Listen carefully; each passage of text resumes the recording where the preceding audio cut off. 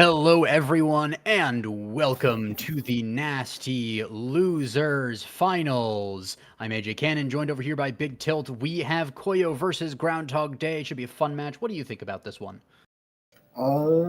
These are the two teams that definitely showed their prowess in the North America Strikers training grounds. And I actually scrimmed the Groundhog Day. I did the warm-ups, and they look pretty strong. And I'm really looking forward to what happens in this match coming up. Should indeed. Sorry. Apologies for the phantom sneeze there. Did get me for a second. But should be a fun match here for these teams. Getting into game now. It is, of course, going to be Night Market for the first match, and it's going to be stacks on stacks and Twin Drive. So a lot of things happening there, but not super kill heavy off the bat like we had with yesterday's NASA game versus Cortex versus Cyberswipe. So not immediately KO, but should still be a fair bit of fun. We're going to see the Rasmus, the Now, and the Mako being locked in against the Aimi, Atlas, Juno. So a lot more skirmishing, but still a fair bit of kill on either side. Yeah, this looks like two core control comps. Non-traditional comp on the side of Groundhog Day because they have two midfielders, but it's going to play into the speed a lot, and whoever wins the middle, the speed gate, will probably kick the tempo up and score. Yeah, that speed gate is definitely something to keep an eye on in this match. But so far, so good. Both teams just duking it out, one against the other. A lot of abilities being used here, but that's going to be first barrier, second barrier. Yin Kirby picking up two with some timely uses of abilities. But so far, no goal. Flowers trying to take it back with the cyber swipe, the strike shot as well from Jewish Asian, but not quite going to be getting goal there either. The Strike War won in the end by Beelzebub with that primary usage. The Firewall Sentry not going to quite get the connection, but will lock out the corner. No, the strike shot is really nice from Beelzebub. The strike shot from Atlas. The strikes, the core flip from Flowers is really nice. Gets both the barriers in the end. Astral Projection as well comes out, but it's not quite going to be the goal just yet. The passing play is really nice. Slime pass up, but the core flip force out of Beelzebub is going to secure it. Flowers low on health, but does have the Celestial intervention there. The pass down to Julek there. Yin Kirby killing a Blobo flying a little bit too close to the edge, and the core flip down to the bottom is going to be the first goal. But first point going to overtime. I think I like this game already. Good strike placement going in from Yin Kirby, and looking at these awakenings, it's double stacks for this forward side of Koyo, but Twin Drive on the side of Sphinx. So it's really the battle of who can stack up their stacks first and take over the game, because all this speed is going to be hard for each team to catch up, because once someone dies, they're gonna be playing on the back foot for most of the point, and which allow the team with the stacks to just out-tempo everyone. Yeah, but also the team with the core flips, and oh, that's another Aimi going off the edge, and that's the stacks on stacks reset there, and the beautiful primary there from Beelzebub, all the way from downtown, putting it all the way in, taking a 2-0 lead here, and quite a commanding one for Koyo so far. They're really punishing Sphinx's jumps, and now it's not that bad that Sphinx is dying because they don't have stacks, but they're just getting even more abilities and more tempo and more power play actions to help get through this Atlas, because this Atlas does have Twin Drive, and it's going to be a bit hard to score on 1v1, but Koyo's going to figure something out. They're going to play together because that's their playstyle, and just take over this game. Yeah, Julek as well, I want to highlight that secondary usage there, the proximity drone, just doing wonders for the dribbling around the opponents. The passing play as well from Koyo has been superb, just playing into each other's strengths and really just trusting one another.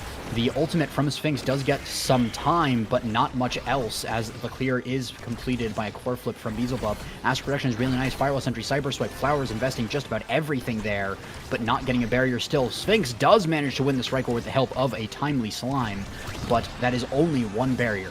We are now in overtime. Pendulum Swing defending us really nicely by Jewish Asian there, and we have the Red Core Slime getting a second barrier on the other side of the field. This is now an open goal. The barrier advantage over to Groundhog Day, but the core flip, really nice counter. The Cyber Swipe sends it over into the barrier, and the proximity drone as well. The core flip counters the Astral Projection and sends it all the way to the top. Yin Kirby finding an incredible angle. Oh, a great shot. Raleigh gets it done in that scenario, and now he's in the MVP slot. Well deserved, and looking for more speed, more size. Ooh, I'm looking at that peak performance, but there is a 1-2 punch on the low, so it's the battle decision. Do you want to play for your win condition or deny the other team? Is going to go with the built different on that, and in the end it's going to be the Monu deny away from the now, so basically just saying, yeah, if I'll leave the 1-2 punch open so that if you take it, you don't deny my now, which also takes it away from the Atlas, so Atlas, no chance he's getting Monumentalist in this draft, and that means that in the end it's going to be the 1-2 punch falling to Mako, and it's going to be the Spark of Agility on Flowers looking for potentially some Spark scaling. And of course, if you are down a set, Sparks are kind of nice because you have to already get an extra set to win, so it's just more of a chance to scale those Sparks if you really think about it.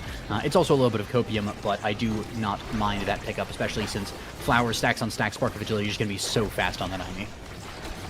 I really like the draft from Korea. They got the size on the Rasmus, and they got peak performance on the now, so a lot of speed coming up.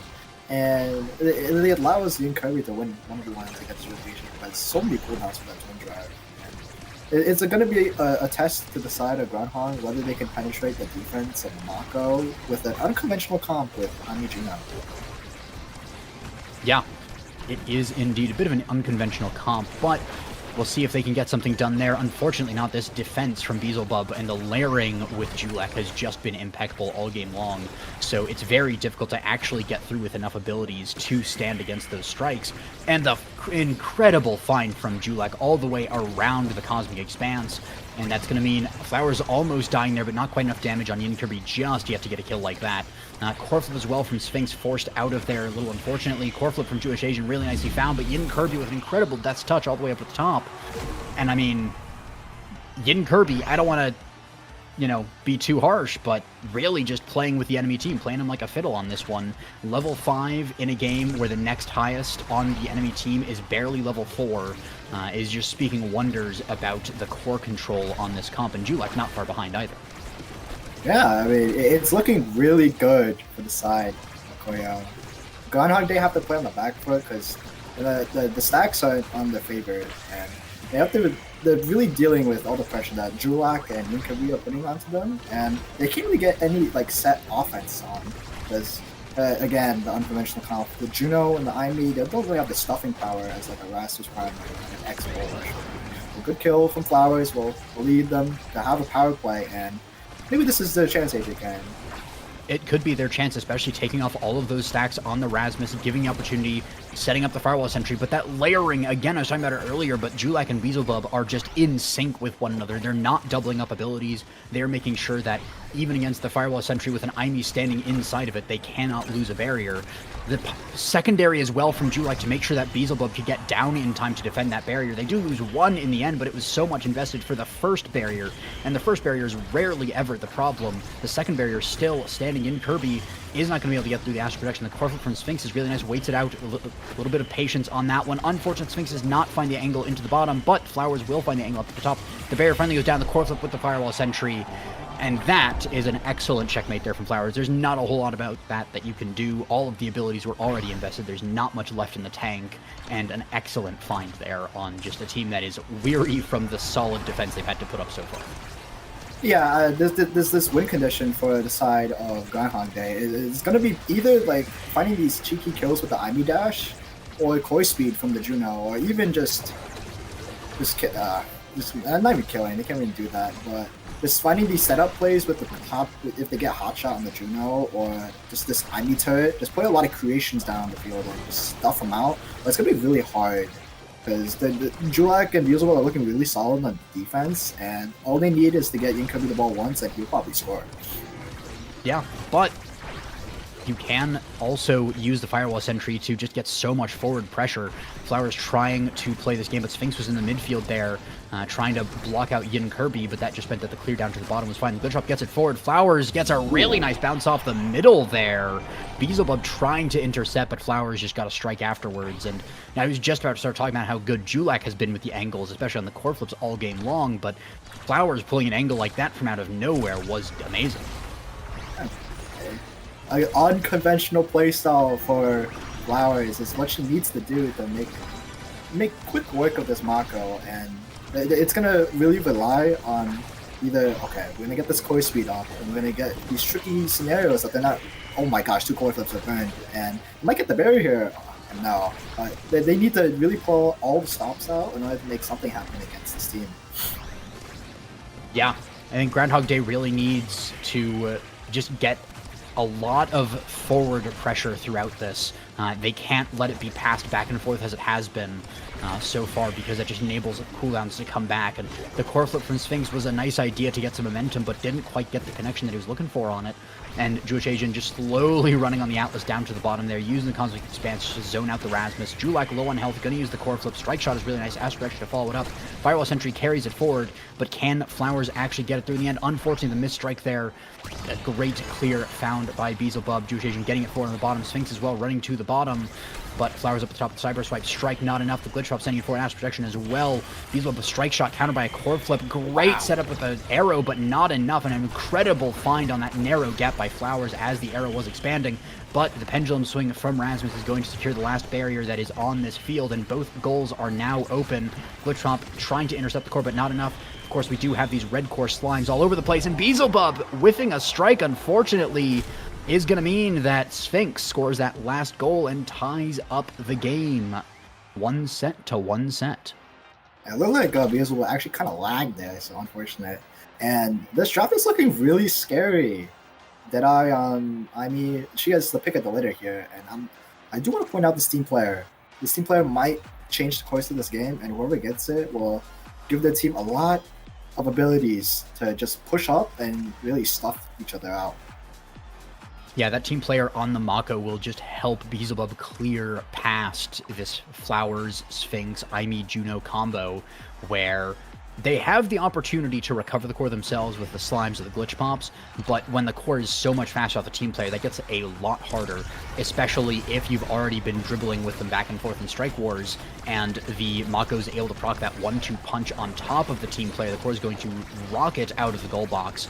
And on top of that, Rasmus getting more size, demolitions as well for the cooldown reduction is really nice. One barrier does go down, not two just yet, and a great offense from Sphinx and Flowers. It keeps it in the middle, but Yin Kirby finds an angle along the bottom. Flowers dribbling up the top of the side with the Cyber Swipe, not going to be enough. Glitch Drop sends it forward, but the Strike War is won by Julak with so many ability uses as well. The primary just perfectly timed, but I mean, Jewish Asian on this Atlas pick has been putting up a phenomenal defense. So has Beelzebub, though. Core flip forced out of Flowers. The hook from Yin Kirby was perfect to snag it out of the air, though. Beelzebub also looking very close to that core flip and is going to get that now. Might have to use it, but isn't going to need to just yet, which is massive because now it's available for the next round of defense. And Flowers also taking a lot of damage. The core flip from Yin Kirby also invested. Core flip from Sphinx. I say kill flip because I see an angle potentially onto Flowers here, but it's not quite just yet. There it is. It's going to be the secondary from now to pick that one up.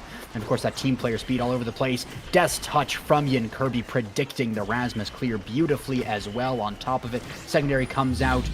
The core flip from now is actually just a bait, and Yin Kirby is actually the one to get it up to the top side of the map while they're distracted by the core flip. Really good play for the side of Koyo. And I'm really looking at this brawler goalie matchup for the side of Yin Kirby and Jewish Asian. Yin Kirby does have the double size with stacks, but on the other side, Jewish Asian has the twin drive or the prime time. So it's going to be a really interesting thing to look at because Atlas has so many cooldowns, and if Yin Kirby can get the ball like 5-6 times, which is kind of hard because all this core control coming in from Sphinx and Flowers, but just using the size to get through the Atlas, but the Atlas has 4 cooldowns. It's gonna be really good to watch here. Yeah. One of the other things to watch out for, oh wait, the core flip from Flowers intercepted by Yin Kirby. The slime as well is really nice, but not enough.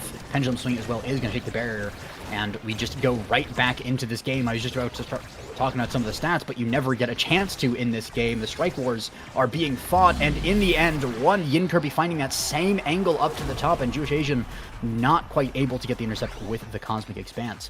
But the one thing I was going to point out was the stacks on stacks. 150 stacks on stacks to both Yin and Julak. Flowers only on 84. So they do have to deal with his stacks 150 because they're not really looking for KOs with this comp.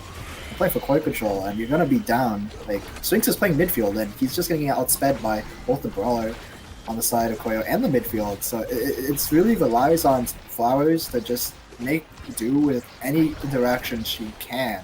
Because if the ball gets past her, it's not looking good for Juno. She has a little bit of slimes, but it's not enough.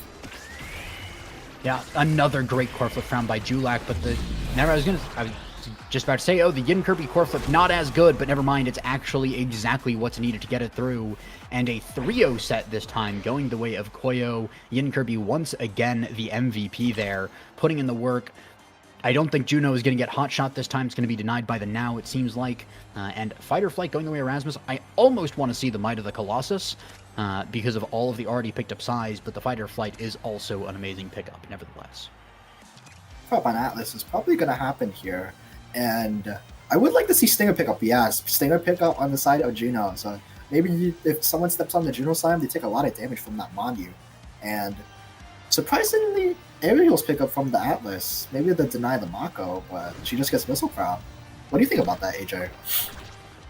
I think that I like Missile Prop on Mako a lot. I think that this game is a little fast-paced for it to get the maximum use that you want out of it. But I do also think that there's been a lot of times that Beelzebub has been shooting down from all the way. You can see right then, trying to shoot these 3-point shots, and I mean, we'll be able to do that a lot more easily with the missile prop, so definitely think that's a really good pickup there. You know, the draft going either way, I think a lot of people got what they wanted out of this one, so I don't think any team is necessarily unhappy, but of course, if you're the Juno, you really did want that hot shot. That's a bit of a sore spot. Other than that, I think all around, not a bad draft, not a bad game over here as well. Only one berry going down this time. Now it's on the other side. The core flip, the slime, the glitch pop combo from Flowers, not perfectly executed. It was going to be so good, and it was so close. But then it's going to be the slimes that take it down along the bottom. Strike shot whiffed. The Ash Projection comes out. Glitch pop as well, not going to get the connection. Cyber swipe really nicely done, and Flowers is going to send it through, taking a lead for Groundhog. Good strike were there on to Julak, and those scenarios where you just put down like a creation and you stuff like put so many hitboxes down, that's the winning condition for the side of Groundhog Day. But now it's really dependent on their ults, and their ults on like 30 second cooldowns, and if you use it like that, that's an offense gone, and now you have to wait probably another 30 seconds to get even a chance to look at the barrier. But these barriers are falling like they're falling so fast that Kirby and Julak are just gonna score before Flowers has a chance to even do something. Yeah, I mean, there's a really nice setup there from Julak and Yin Kirby, and of course Yin Kirby the one to execute on the double. And there we go, the Ensnare Drums comes out again to keep it forward, the missile prop as well, and the pendulum swing, core and goalie both. You don't want to be seeing that if you're a fan of Groundhog, but if you're a fan of Koyo, that is exactly the kind of plays you're looking for. No loss of stacks or anything on the Atlas at the very least, no stacks on stacks picked up there, but even still, it's a brutal mental blow on that front. Flowers core flipping a little too early as well, but this time Yin Kirby not getting the angle to the top of the barrier, does get the first barrier, the second one blocked by a really nice slime from Sphinx there. Aspiration comes out as well, Cyberswipe down to the bottom, Slime winning the strike war. One barrier is the price to pay on the other side for now. Flowers trying to keep it in this corner, but Julak is just immediately dashing in there, making sure that this core is able to be cleared out, and just a lot of really nice ability layering as well. Slime is going to take the barrier, the Firewall Sentry putting a lot of pressure as well on the defense of Koyo, but strike shot from Atlas helping out as well. The Slime's up to the top, intercepted Beelzebub, a really nice prime there just to make sure that the ricochet is controlled. Yin Kirby winning a strike war in front of the barrier again. Julak with the core flip going down to Yin Kirby, intercepted really nicely there by Sphinx. Flowers core in front of the goal is going to miss a little bit unfortunately there, and Aspiration comes out, is another whiff, unfortunately. Sphinx trying to get something done at the bottom. Glitch pop strike is really nice, and actually finds it through both Julak and Beelzebub. Yin Kirby as well on the bottom there. Flowers basically winning a 1v3.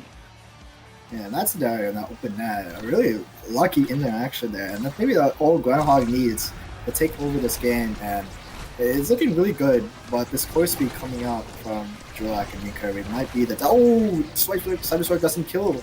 And that was maybe their chance, but one barrier falls, and it's looking really good for the side of Groundhog here. That it is. And Koyo, I mean, we've seen a lot of aggression out of them, but at this point, not quite the same consistency in it. We have a couple of moments, but not the overwhelmingness of especially that last set. Sphinx going to whiff a strike there, unfortunately, a little bit of an Aimee shock on that one, but it does happen. Nice hook from Yin Kirby, forces out the core flip from Jewish Asian. That's a big cooldown there. It's going to be a while before that's back up. Yin Kirby close to his own core flip there.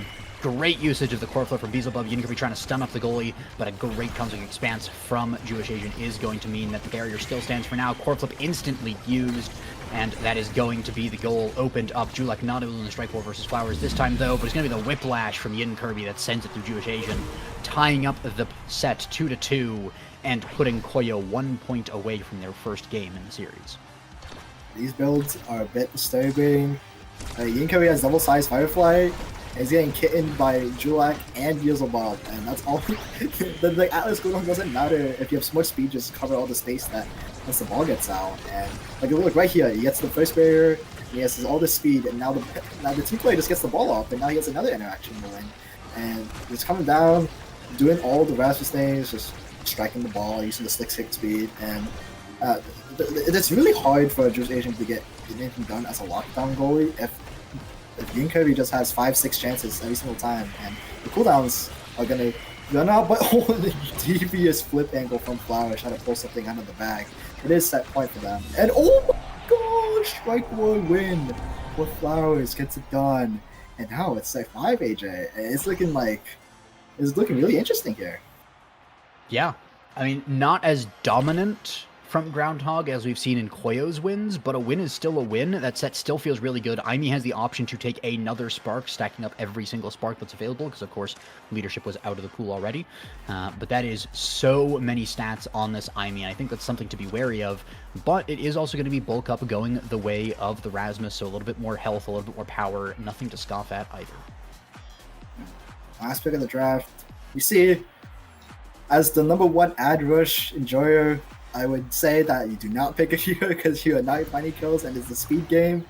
And it's looking at the bulk up from Yinkerby is really good. Just allow them to instruct them. But that's the triple spike on the side of Flowers is allowing them to find kills like that. And now they have a power play, and they can actually do something about these stacks. They can kill them and just have a power play and put all the pressure on the side of Koyo here. Yeah, 158 power on that Aimee. The speed as well stacking up from stacks, so nothing to scoff at there. Trying to go for another kill onto Julek there, but was a little far on that one. Jewish Asian getting tagged by Beelzebub, just a friendly little goalie hello from the other side. The strike shot as well, the firewall sentry putting in the work, though, making sure that the core flip is open, but Sphinx just barely doesn't find the angle, so the goal is open, but it will still stand for now.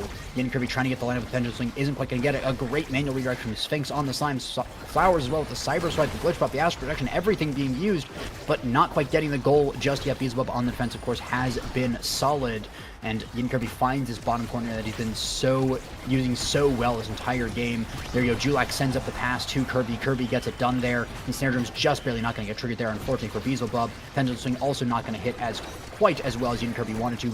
Proximity drone also denied, so a great shutdown from Groundhog, and the defense is going to start going the other way, or the offense is going to start going the other way now, as a lot of these cooldowns have been invested from the side of Koyo. Core flip as well from Beelzebub, but does still have that Mako passive. Strike shot counter from Jewish Asian, beautiful, but the glitch pop cyber swipe from Flowers is similarly so, and that's a power play as well. The core is going all over the place. Using the secondary from Alice is really nice for the speed, and that's a great pass up to Flowers. I believe it was a glitch pop self pass. I don't know if Sphinx actually touched that one there, but even still, it was a great try on Sphinx to get there, just to make sure that things go well. And again, Groundhog taking a lead in the set. They're looking a whole lot better, and they're looking to maybe take the game when, I mean, Koyo was looking so dominant for so long.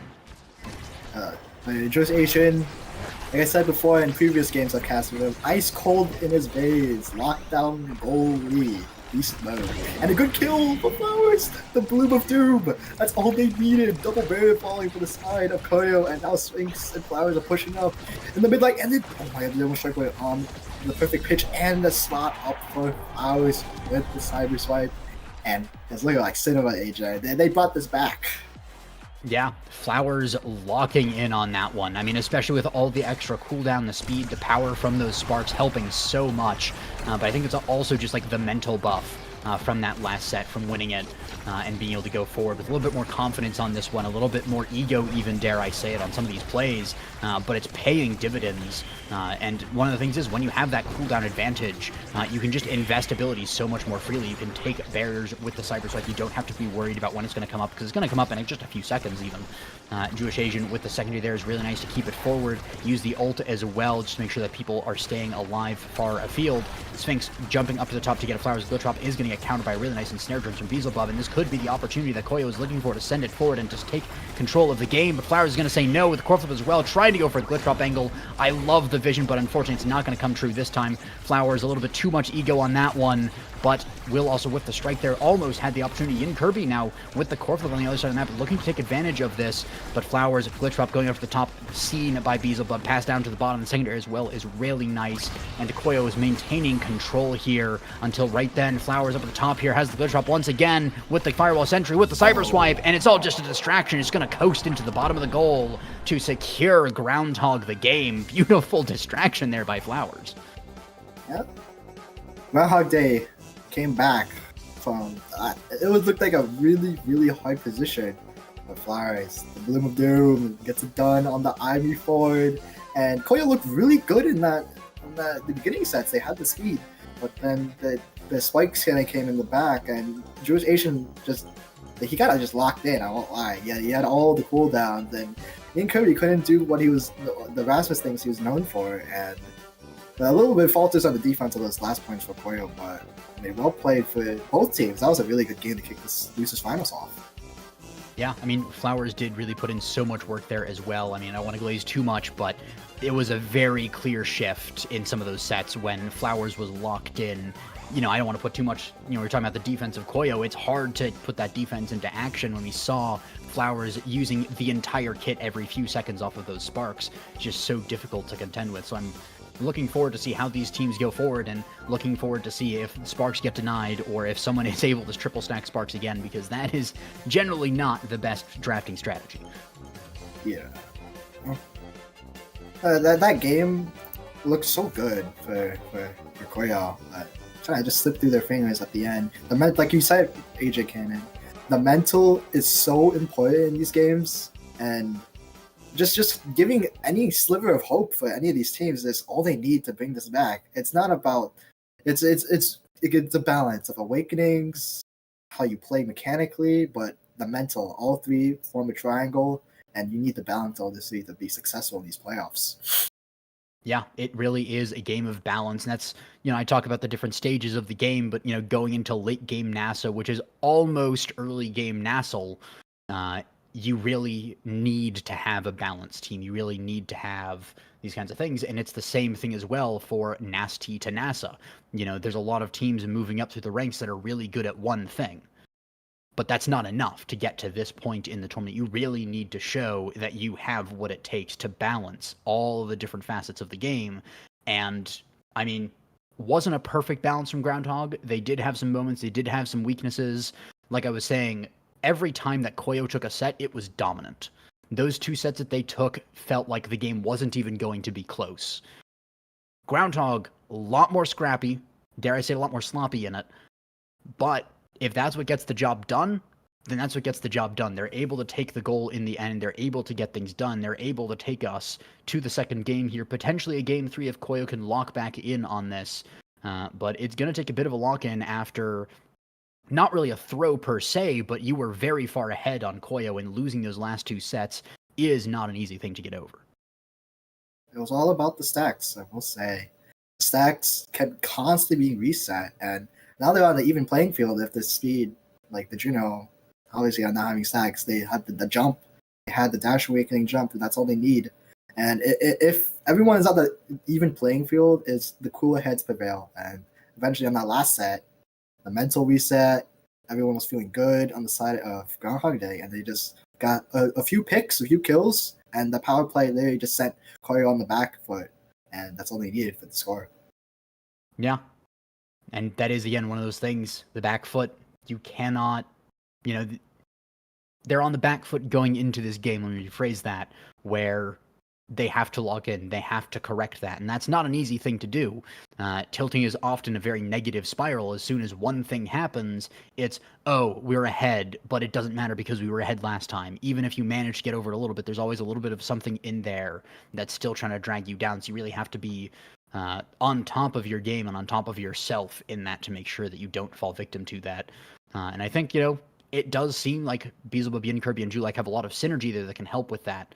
Because one of the big things is your team helping you to overcome that, to, look at your team and say, I can't let these guys down, or it's all right. We know that we're better than these people. We can just beat them. That's a classic, sometimes copium, but it's one of my favorite things to do is just say, we're better than them. We win these. Don't worry. Can be a total blatant lie where we're against, like, when I was in like Diamond and we're against like a pro league team and it's like, we got this. Don't worry. We gap them any day of the week. They just don't know. They don't know our names yet, but they will.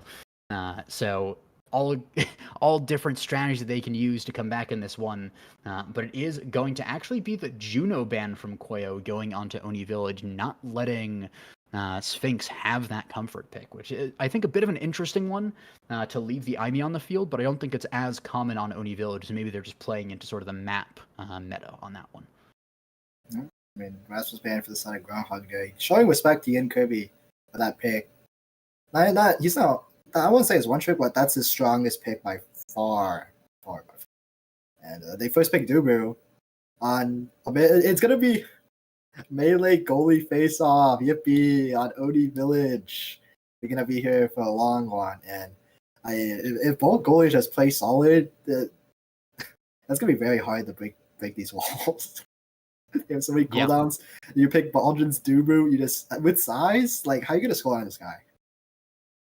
Yeah, it is pretty difficult at times, but I feel like these teams do have the technique. Of course, there is the all-holy triangle to set up there and go around him. Very difficult to do even still, especially against a solid goalie player. But even still, I think it'll be done eventually. I think they can do it eventually. We might just be here for, a solid 30-minute game here.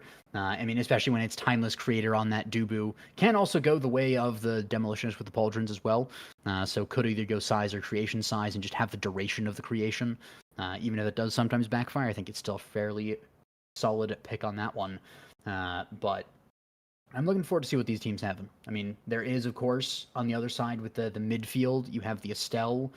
Midfield forward combo, the Estelle Julie versus the Imi Drakkar, and Drakkar Imi can really go either way, and I feel like that's potentially Groundhog playing some of those strengths and just saying, we can rotate a little bit, we can have our midfield rotate a little bit forward to play more forward, and on a map like Oni Village, where you're trying to get that triangle set up, you don't necessarily have the perfect midfield in the middle and forward up front.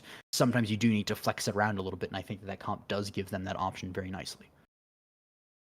Going into this game, I'm going to predict, AJ, that this game is going to probably be, if it's close, 30 minutes. I honestly think we're going to be here for a long, long time, and it's going to be peak. Because melee goalie face-off with, Imi forward trying to score with a dash, but as long as they just stuff the ball. It's good. I can't even say anymore. This is just going to be a long Oni game. It might well be, and especially if this is Groundhog going for the bracket reset victory, like I know they're trying to. Well, the TOs might be crying just a little bit because that's going to be potentially a 30-minute Oni game, which is going to take us way over time, and then to potentially a bracket reset. So we do see, though, the start of this, pretty nice with an 8 seconds, one barrier going down. Of course, it's the all-important second barrier on Oni that really matters. But I like to think at least that first barrier going down is a sign of a nice, quick game, even if it is just a lot of bit of copium. As you saw, the Timeless Creator Atlas Expanse just stuffed out a Drakkar shotgun and an Ivy Dash. And that's literally just their scoring tools, the shotgun or the Ivy Dash. And Alex just stops all that, so they just rotate the cooldowns well enough and just don't let the ball get to them. They can just hold forever. Yeah, and holding forever is looking like what it might be. Of course, it does take a bit of support from the midfield forward to do that, but We are going to see that eventually. Flowers building up to the core flip, though. Beelzebub, though, already has his own. So we're going to see the glitch drop up to the top, but strike shot and the core flip whiff. And unfortunately, Jewish Asian with the funny laugh at himself there. Classic Dubu somersault moment. Piercing shot is going to red cord in overtime, of course. Yas direction is really nicely navigated around. The core flip is forced out. The Dubu wall backwards to protect the goal is a nice bit of tech from Jewish Asian there just to make sure that there's no way it can get around. And unfortunate angling of the pool noodle is going to mean that Julak is going to be the one to get that. Yin Kirby respecting the midfield and not stealing, securing the goal on that one. JA rotating up to the top as well. Piercing shot getting it almost through, but Yin Kirby is going to pick up the bottom barrier there. And there's another first barrier on each side. 7 seconds for 2 barriers. If we extrapolate that, it means the game is going to be over in about 2 minutes. Yeah. Everyone knows the first barrier is kind of fake in Oni Village. Just stand on the second one, use your devious backpass from Julak. It is just stand on the goal. You can just outstuff everyone. If Julie tries to dash punch you, just throw like a roll or somersault or wall. And on the side, for the Ivy, if they dash, you just out suspense. But okay, power plays, I will say, are really important, and they're gonna need to abuse this if they want to win here. Yeah, but Sphinx is running some nice interference on these passes, preventing things from happening, rushing the place that Inkerby has to just send the core away early. The dash punch also intercepted. And that is going to mean that we go back into this more sort of neutral play. The cyber swipe up to the top, the firewall sentry used there, but not angling quite into the barrier there. The flurry comes out, but it's intercepted nicely by Sphinx, who gets it just barely through. The somersault goes wide, but it's okay this time. Barrier, unfortunately for the TO, still standing, and Yin Kirby able to get it into this corner a little bit. Glitch Drop gets it out. Sphinx up at the top side. This Cyber Swipe, though, going a little wide. Crystal Thorns as well. Passing play here from the side of Groundhog, and they're trying to get the setup with the Molten Bolt, but it's going to be the Tofu Fortress there. Beach Ball Fortress on this one. Beach Ball Bastion on that one. As we see the strike shot dribble there from Jewish Asian. Not quite gotten, but the regular strike is enough. The Cyber Swipe gets it through Beelzebub on that one, though. The dash punch not secured by Yin Kirby. Firewall Sentry is really nice there, countering out the piercing shot as well. Core Flip and Flowers not perfect, a little bit rushed, unfortunately. Crystal Thorns countered. Shotgun as well comes out. Cyber Swipe from Flowers, though, is enough to seal the deal. And, well, we have a tie on our hands. It's going to be a bit of a long one. Yep. Okay. The Flowers has a clear win condition. Just keep track of that Atlas secondary and just Imi dash on repeat when he doesn't have it. And they did it twice in a row and they scored. So they just need to do that 8 more times, and we can get out of this match into another map without melee goalies, which is probably not going to happen because that's all these players play. So fingers crossed. We're going to here for a short game, or we're going to here for a 30-minute heater. Yeah, and if we are there for a 30-minute heater, do keep in mind it might go to a game 3. So once again, TOs might be in shambles just a little bit. Piercing shot comes out though. Firewall Sentry once again. Nice setup from Flowers to keep in this corner, but Julak does have to spend a lot of the health bar on it, but will make sure that Beelzebub doesn't even have to contest for the clear there. It's taken care of even before it gets to him. We do love our midfielders that do that for us. Cyber Swipe, though, with a strike behind it is enough to get the second barrier. Strike shot, Pool Noodle, all going to go wide, but Sphinx is there to run interception. Piercing shot doesn't get the connection. Pass up to Sphinx, who's very low, has to use the core flip there, using invisibility with the the invisibility there and the shotgun, so much used there. Cyber Swipe, core flip from Beelzebub, the Cosmic Expanse as well. So many things. Firewall Sentry at the bottom. Can it get it done? No, it's strike shot from Beelzebub. Glitch drop prediction is unfortunately incorrect. Beelzebub getting the read on the read. Piercing shot over to Yin Kirby. Yin Kirby trying to run forward now, but now he has to run backwards. Now he has to run forwards, and he has to keep going back and forth because that is what the core is doing, and he has to follow along. The core flip, though, from Flowers up at the top. Gets it through and takes a 2-1 lead in the set. Yep. Cyber Swipe, the win condition inside of Gunhigh Day is really proving its worth, and this is literally just what you have to do. Just play. I wouldn't even say play lame. You just play possession till you find out. You just get rid of the Atlas cooldowns, and then hopefully just keep track of it, and then you can just use your Cyber Swipe to take it out and take the barrier, and but then there's another barrier. You have to hope that the first barrier just falls in some uncanny fashion and just keep track of the cooldowns, and hopefully they'll do it so we can get out of this game real quick. We can certainly hope for that. Again, we can also hope for the heater, and I mean, so far the game is pretty close, and we're only on the first set, so we don't even have the awakenings for the core speed just yet. So this is about as weak as the players will get. Jewish Asian, though, going to be passing down to Sphinx, trying to get it through Yin Kirby. Not quite the dash punch, get the second barrier there. Cosmic expands very far forward, keeps it forward. Piercing shot, nice angle, but not perfect angle, and Jewish Asian is able to get the defense on it. Nice evade as well from the flurry. The core flip goes out, countered by a pool noodle, and that's going to be the defense almost succeeding. The Firewall Sentry does get the clear in the end. The core flip comes out and straight through JA. Nicely found by Julak. And unfortunately, Jewish Asian caught to Julakin. Great joke there, AJ. Oh, that was pretty good.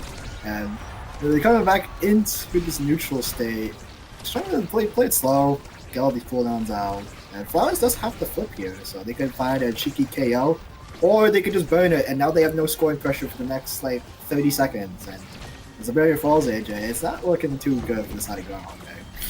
Well, you had to say something because now it's another barrier on the other side. Make that two. Flowers getting the second one. The Crystal Thorns comes out. The shotgun not going to get the connection. We have another lineup. The piercing shot does get it, so now it's open goals on both sides. And Sphinx, no goalie orb there. J.A. Monshin on that one. Of course, there is one core flip on the field. It's on the side of Koyo with Beelzebub. It's going to go immediately as soon as I start talking about what an advantage that is. So that is now the opportunity to score. Astral Projection, though, does get the clear. Yin Kirby trying to win a strike war, but unfortunately Sphinx does have the shotgun, does have the strike, and does have just the patience to win that out. They're trying to get the setup with shotgun there as well, but it's not quite enough. The glitch drop doesn't get a perfect connection, sends it up into the neutral space, and we're going to stall the point out for a little bit longer. Yin Kirby almost gets a pass, but was a little bit too low on it. Piercing shot a little bit too early as well. Rose Warp comes out, shotgun comes out, core flip comes out as well. Firewall Sentry, Crystal Thorns, every single ability in the game is being used. Yin Kirby with the core flip does get countered by Sphinx there. Flowers trying to get something done. Piercing shot countered by a log. Beautiful reaction there by JA on that one. And we are seeing the teams trying to get things set up, but they're just not able to get the setup that they need. Flowers almost getting into the goal, and there we go. Does get it in the end. Dribbled off the top corner once and then puts it through, and Koya was not expecting that one. Groundhog is the one to take the lead, and JA is the one to get the MVP with a lot of options there. Could take the Might of the Colossus for the extra power, could also take the Hot Shot, especially away from the Estelle for all the extra core speed and cooldown reduction, but it's going to be Twin Drive, denies it away from the Atlas, and I think that's a fine pick as well. I mean, double cooldowns for the side of Koyo, Hot Shot, Prime Time, and hey, this is really, these drafts are really good for both sides. Everyone got what they wanted, but I do want to point out, again, the Hot Shot, Prime Time, the double trouble. I mean, Estelle's going to have much more core speed to get around everyone with ball up. And Atlas has more cooldowns to hold it down against Flowers, whose only win condition is either Ami Turret or Cyber Swipe. Yeah, but we have one barrier again going down to almost a second, but there is the second. Nice Cyber Swipe combo there. But yeah, no Twin Drive on the Saimi, no Prime Time on the Saimi, so it is going to be at a bit of a cooldown deficit, unlike the end of last game where we saw Flowers with a massive lead with the Triple Spark. But Invisible Sphinx running up, and the Cyber Swipe kill with the core as well. Flowers finding a nice angle as Beelzebub was just not paying attention to that one, was not seeing it coming, and I mean, it's hard to when it's the Aimi that just picked up Explosive Edge. I think he's going to be a little bit more wary of that one in the future, because now, of course, the kill range has expanded both in where you can be and where Aimi can send it from.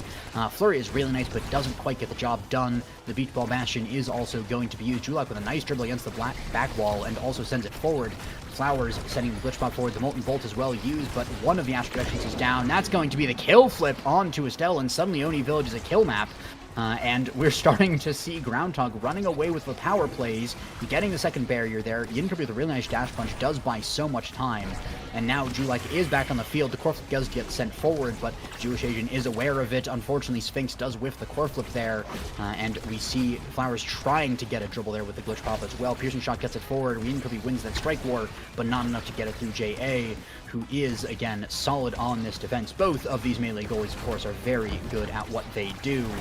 Firewall Sentry trying to send it through the Cyber Swipe, not enough this time, but does force out the core flip there. Rose Warp as well, and we're just passing the core back and forth again in the neutral territory. The shotgun gets it through. I'm about to stop talking so I can hand it over and actually get a break, but then immediately it explodes. Cyber Swipe gets used, and finally, some passing play happens, and we're going to settle in just a little bit. I would like Yin Kirby to sit on Dubu a bit more because he's trying to play in this mid space and hoping the ball gets to him. But you do have to play a bit lame here, so you just hope that the ball will get to you and just dash punch or make the most of it. Oh, see? I speak it into existence. They stand near the Dubu, hope the ball gets to him, and they score. The cardinal sin of Dubu goalie rolling horizontally. It is just so unfortunate when it whiffs, and unfortunately for Jewish Asian, it did whiff there. Great angle off of the beach balls, but not enough to get the barrier with a solid defense from Beelzebub on that one. Firewall Sentry not getting a connection as well, just being dribbled completely around. And that is a very unfortunate usage there, but the glitch pop is really clean to get the first barrier. The second one, though, not going to be quite so easy, even if it wasn't that easy to begin with. And Kirby with the flip. Looking really dangerous. The doubles trouble flip inside of Koyo. A bit too fast in that play. They had to get a bit closer because Dubu is big and he can just strike the ball really easily around them. They're trying to look at kill for Sphinx, but they disregard the core. Sphinx is down and out. What comes out from Drulak. What comes out for Flowers. A good strike from Beelzebub to get the core out from the mud. Has the flip here coming in. Drulak with the piercing shot and the layer from Yin Kirby with the punch. We'll get that goal for Koyo, and I think that the shift is happening here, AJ. That they're gonna change their game plan and put it to effect. There might be a bit of a shift happening, but not if Flowers can help it, but so far she can't. Not going to be able to get either of those barriers despite the flashy plays, despite the glitch pops and the cyber swipes and everything invested there, and the Crystal Thorns from downtown is going to be what gets that first barrier up the point. Piercing shot keeps it forward as well. Yin Kirby trying to find this angle, does get the punch, but JA is on top of things. Cyber swipe gets it forward, glitch pop does not, unfortunately. Beach ball is stuck in the corner that's going to phase through with a little bit of that Dubu particle quantum magic. And we see, again, the course settling down. A little bit of a different time this time, where the barriers are on the same side rather than diagonal opposites. But with these teams, it's still very similar. They're going to look to try and get the clear sort of up and around so that they can not have it in danger. But the glitch pump right through Beelzebub is perfect. The flurry comes out. The Rose are countered by a pool noodle once again. Strike shot comes out. The core flip from Flowers a little bit too early. Did stun up Yin Kirby at the very least to get a little bit of space. But space is not what you need. You need the goal. And Flowers finds the goal in the end. Nicely found again. This ability from that explosive entrance on the IME to just teleport from so much further and do just that little bit more damage has just been paying dividends. Okay. The entry economy is really looking good for the side Koyo. An interesting play from Beelzebub doing the primary strike shot that, oh my god. Beelzebub has to lock in, and Yin Kirby's picking up the slack with the core flip kill. And now power play for the side of Koyo. And they're trying to keep possession here, play it slow. But I think that's what they really want from the side of Groundhog Day. As they get a reversal here, barrier falls. Cyberstar comes in with the glitch pop. Great play for Flowers. It's a 2-0 lead for the side of Groundhog Day, and this is not how I thought it would be closer, especially with IP fucking Brawler getting it done. And now they have the pick of the litter, extra special, fight or flight, size. A lot of things are good here for Ivy. Yeah, there are a lot of good things. It's going to be the extra special in the end. I think it's a really good pickup with the Firewall Sentry, just being able to use it that much more. Definitely not a problem there, but that doesn't mean that Monumentalist falls to Atlas, which is going to be a bit of a contender, especially when he already has that Timeless Graders. These secondaries are going to be massive, which is, well, terrifying, because I'm pretty sure it will now cover the entirety of a barrier if he stands just about anywhere on it. He can reach anywhere else on it. It's a lot harder to just go around him. But, of course, Glass Cannon Dubu, that Dubu on ice is similarly really nice for him. And, of course, extra special, I mean, nothing to be scoffed at. A lot of damage, a lot of control coming out there. Julak almost dead, so is Yin Kirby. It's a lot of health damage just off the start of this point. But so far, they're not quite able to get a handle on that and make sure those health bars stay low. They get the barrier, though, and that's a pretty good consolation prize as well. If you can't get the kill, I'd take a goal any day. But one barrier traded back, so not a goal just yet. Koyo still in this one, and the cyber swipe not getting the connection. Flowers was hoping to get a pass down to the bottom there, but it was intercepted. JA using the noodle up at the top there, but not going to be able to get the clear. Nicely done. Clearing down to the bottom is nice. To a bit of neutral space, buys a little bit more time, gets the clear in the end. Cyber swipe not perfect that time. Beelzebub walking back just a little bit to dodge out of that one. The glitch pump not all the way down to the bottom either. The strike whiffed as well, and we can start to see some of the fatigue getting to some of these players where they're whiffing a few abilities there, but also they're locking in twice as much. The core flip forced out the Firewall Sentry, the Astral Projection, so many abilities used. Cyber Swipe and the shotgun. Nicely played by Groundhog there. Cyber Swipe gets the kill on the goalie, and Sphinx puts it through with the shotgun, even as Julek is sitting there in the Firewall Sentry trying to do just about anything with a dwindling health bar. Looking really good here for the side of Groundhog Day. This Spirit Falls, and it's looking really solid team play for Groundhog Day. They both have the flips here. They're going to look to collapse on this barrier right now with the Tofu Fortress, with the Atlas Expanse, locking it down there. And the Reveals might come out for it, but no kill onto Flowers, and back to the neutral state, and it's looking really good here. They're playing it slow, playing it to strengths of the Jakar Aimi, how unconventional it is, and good strike boy, it will get the goal, but the kill comes out, and now match point for the side of Groundhog Day, and Koyo really needs to find something here to dig this out of the mud. Yeah, and I mean, what deep mud it is on this one.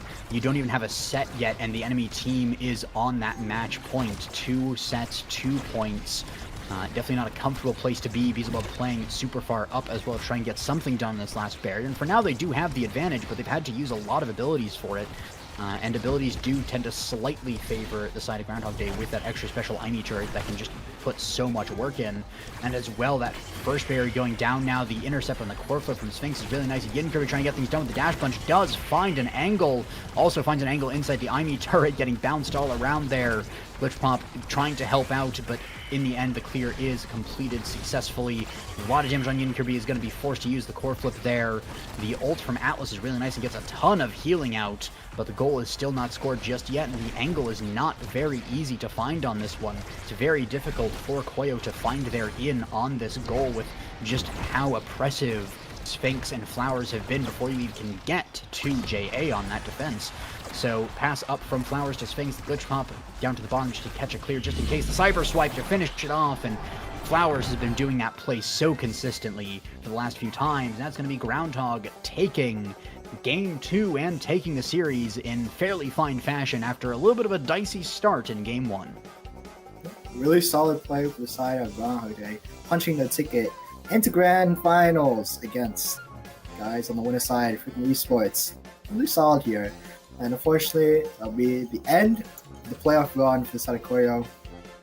Third place. And just looking back on this game, Flowers has 7 goals with the 2 assists, 30k damage, the most in the lobby, and the redirects on her team. And Flowers kind of just put on the backpack, locked in, and said, okay, I'm going to play for Aimi Cyber Swipe, and just keep track of all the cooldowns and make sure that all the interactions I do are in winning positions. And I got to make the most, especially with Atlas. And the JA really exposed, not even exposed, he played to his strengths in Dubu, and he just won as the melee goalie enjoyer, as the 1v1 like lockdown goalie.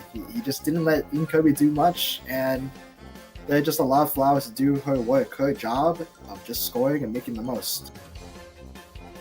Yeah, and it was, you know, a couple of dicey moments, a couple of funny ones there, but in the end it was JA locking it down, Sphinx helping on the lockdown, that enabled the Flowers to play so much further up and use so many abilities further up, and just make sure that it's that team trust that really enables these kinds of plays that you love to see at this level, where a lot of these plays are quite dumb if you don't have the trust in your team, if you don't have the faith that your team has your back, because a lot of them, they leave the map open, they leave open spots, they leave places where people can go through, but in the end, the trust in the team is what does it.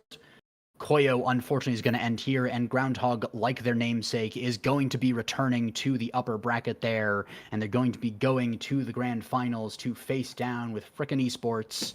And it's going to be a bit of a fun time. Probably some Aimi bans or picks in that one, so stay tuned for that one. But that will be all for now. Big Tilt, any last words? Not much. I'm looking forward to seeing this grand finals, and it was a pleasure casting with you. You as well. That'll be all. See y'all later.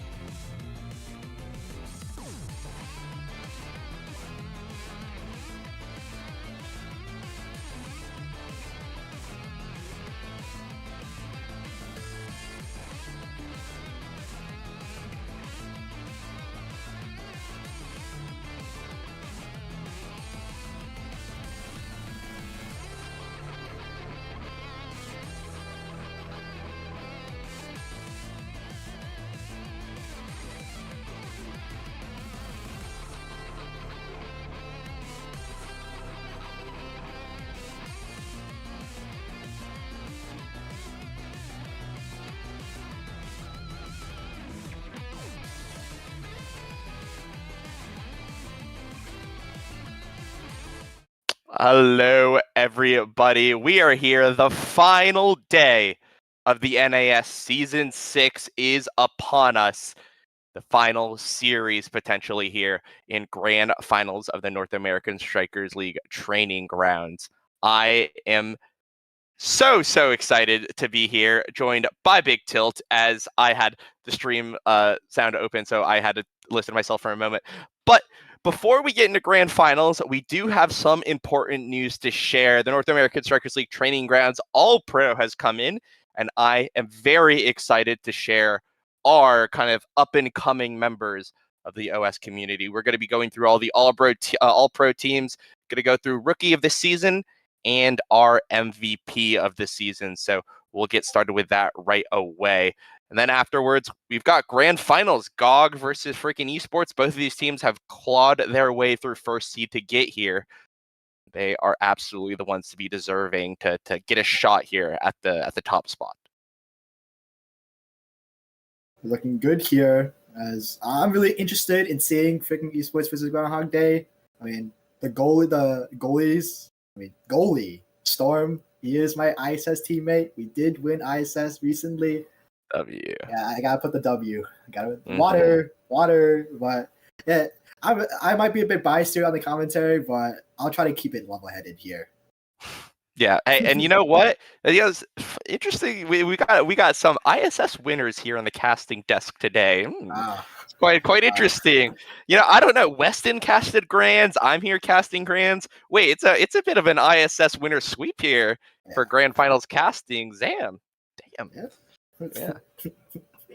I just had to put that out there. You know, I won ISS one time. Anyways, we're going to be getting into our All-Pro.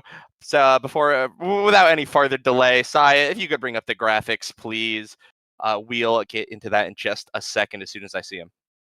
And there it is, the All-Pro team, Andy7675, the man, the myth, though sometimes legend, depending on which way the core bounces, going to be your All-Pro third place goalie. Julak going to be your midfielder here for All-Pro as well, playing absolutely amazing on Koyo. And then following up, it's a bit of a freaking esports show up here for Sero, going to be your third place brawler in the All-Pro. Yeah. All three players on this third team have all been around the block here, and it's really showing the diligence to this game, because single player has been playing in this NAST league for a pretty long time, and it's just showing the fruits of the labor that they can finally make something, get these achievements, and just show off how really skilled they are in this league.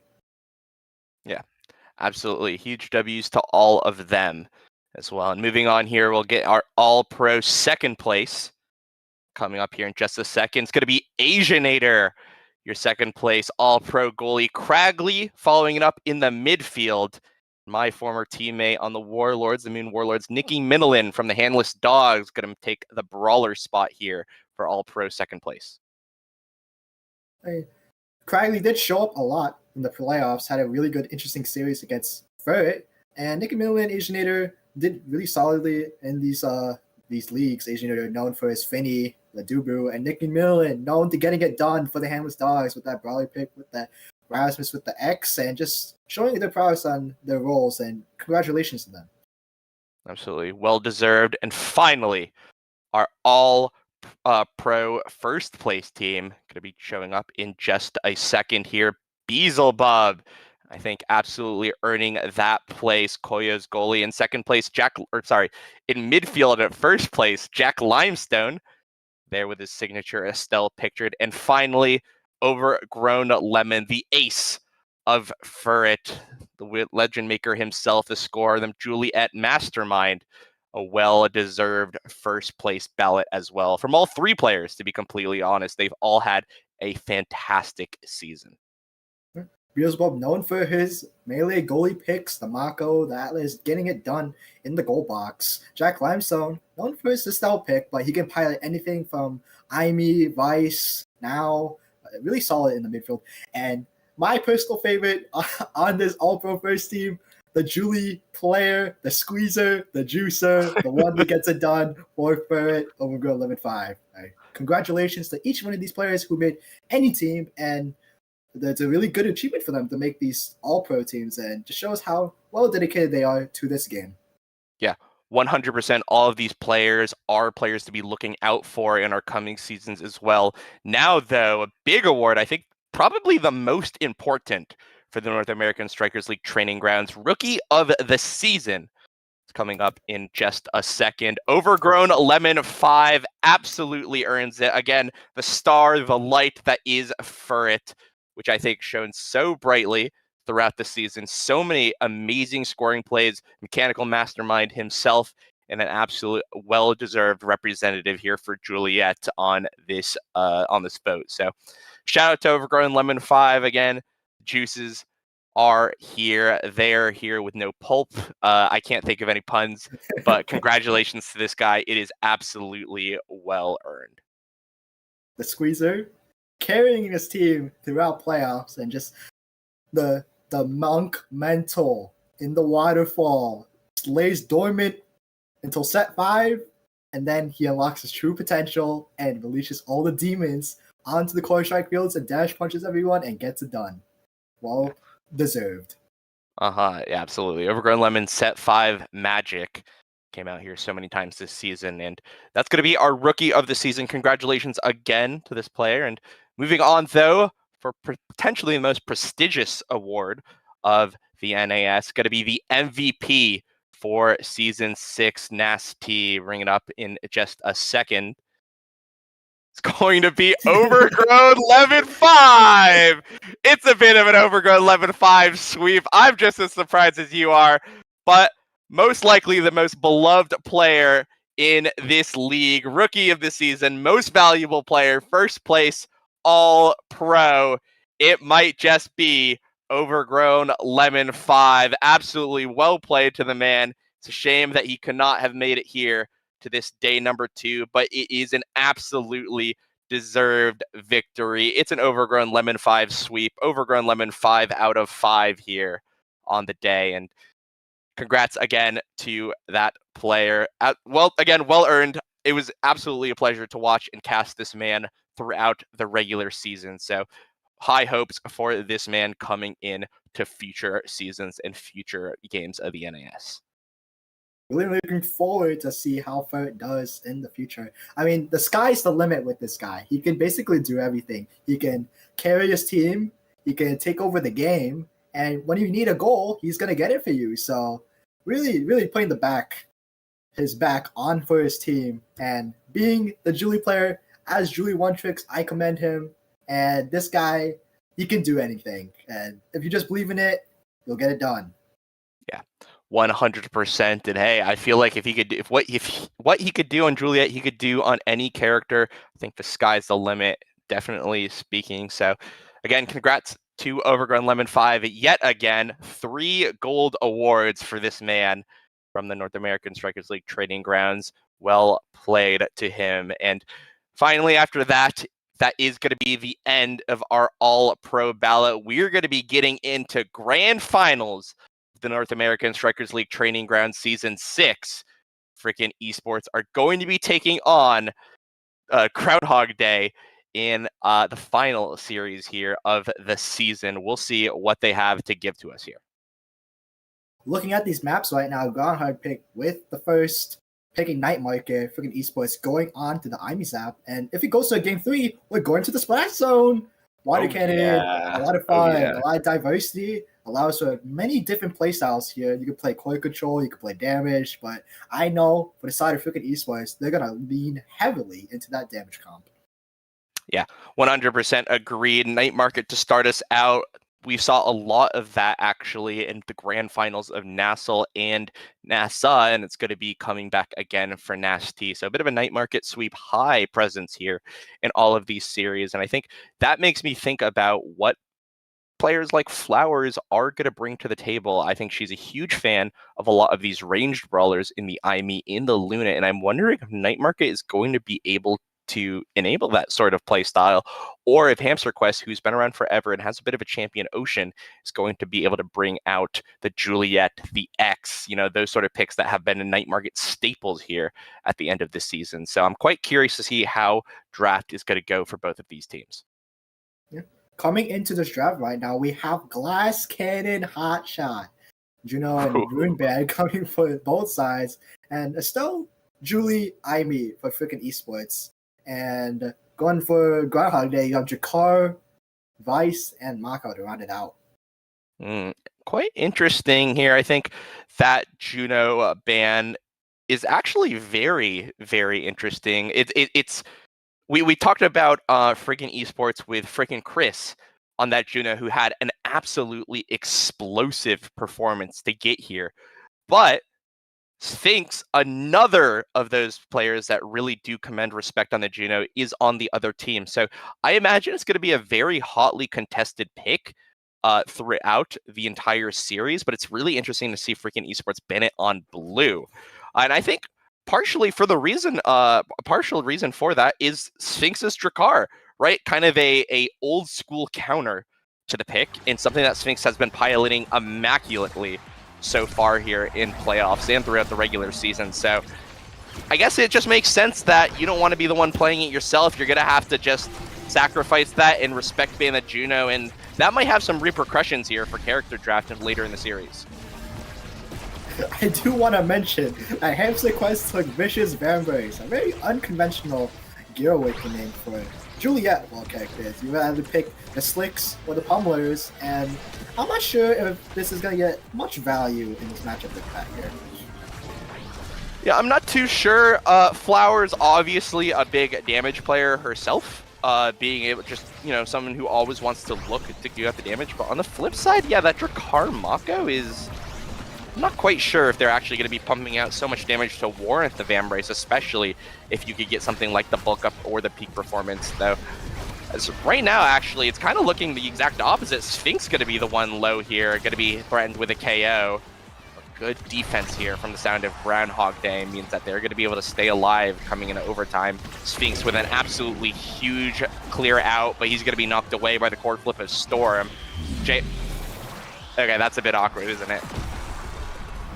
Fitting emotes coming out from Hamster Quest, Dubu Ha and Finny La, and it's just Storm and Hamster Quest and just everyone on the side for the esports are really playing this well. Just playing it slow, playing to the strengths of the characters with the eject goalie. A much different view that we had from previous games, because everyone loves to play melee goalies in Nasty in the North American Strikers training grounds, but Storm, with his picks, with the eject, with the Luna, with the Vice, with the Ivy, allow him to really push up and really help with the offense for the side of Groundhog Day.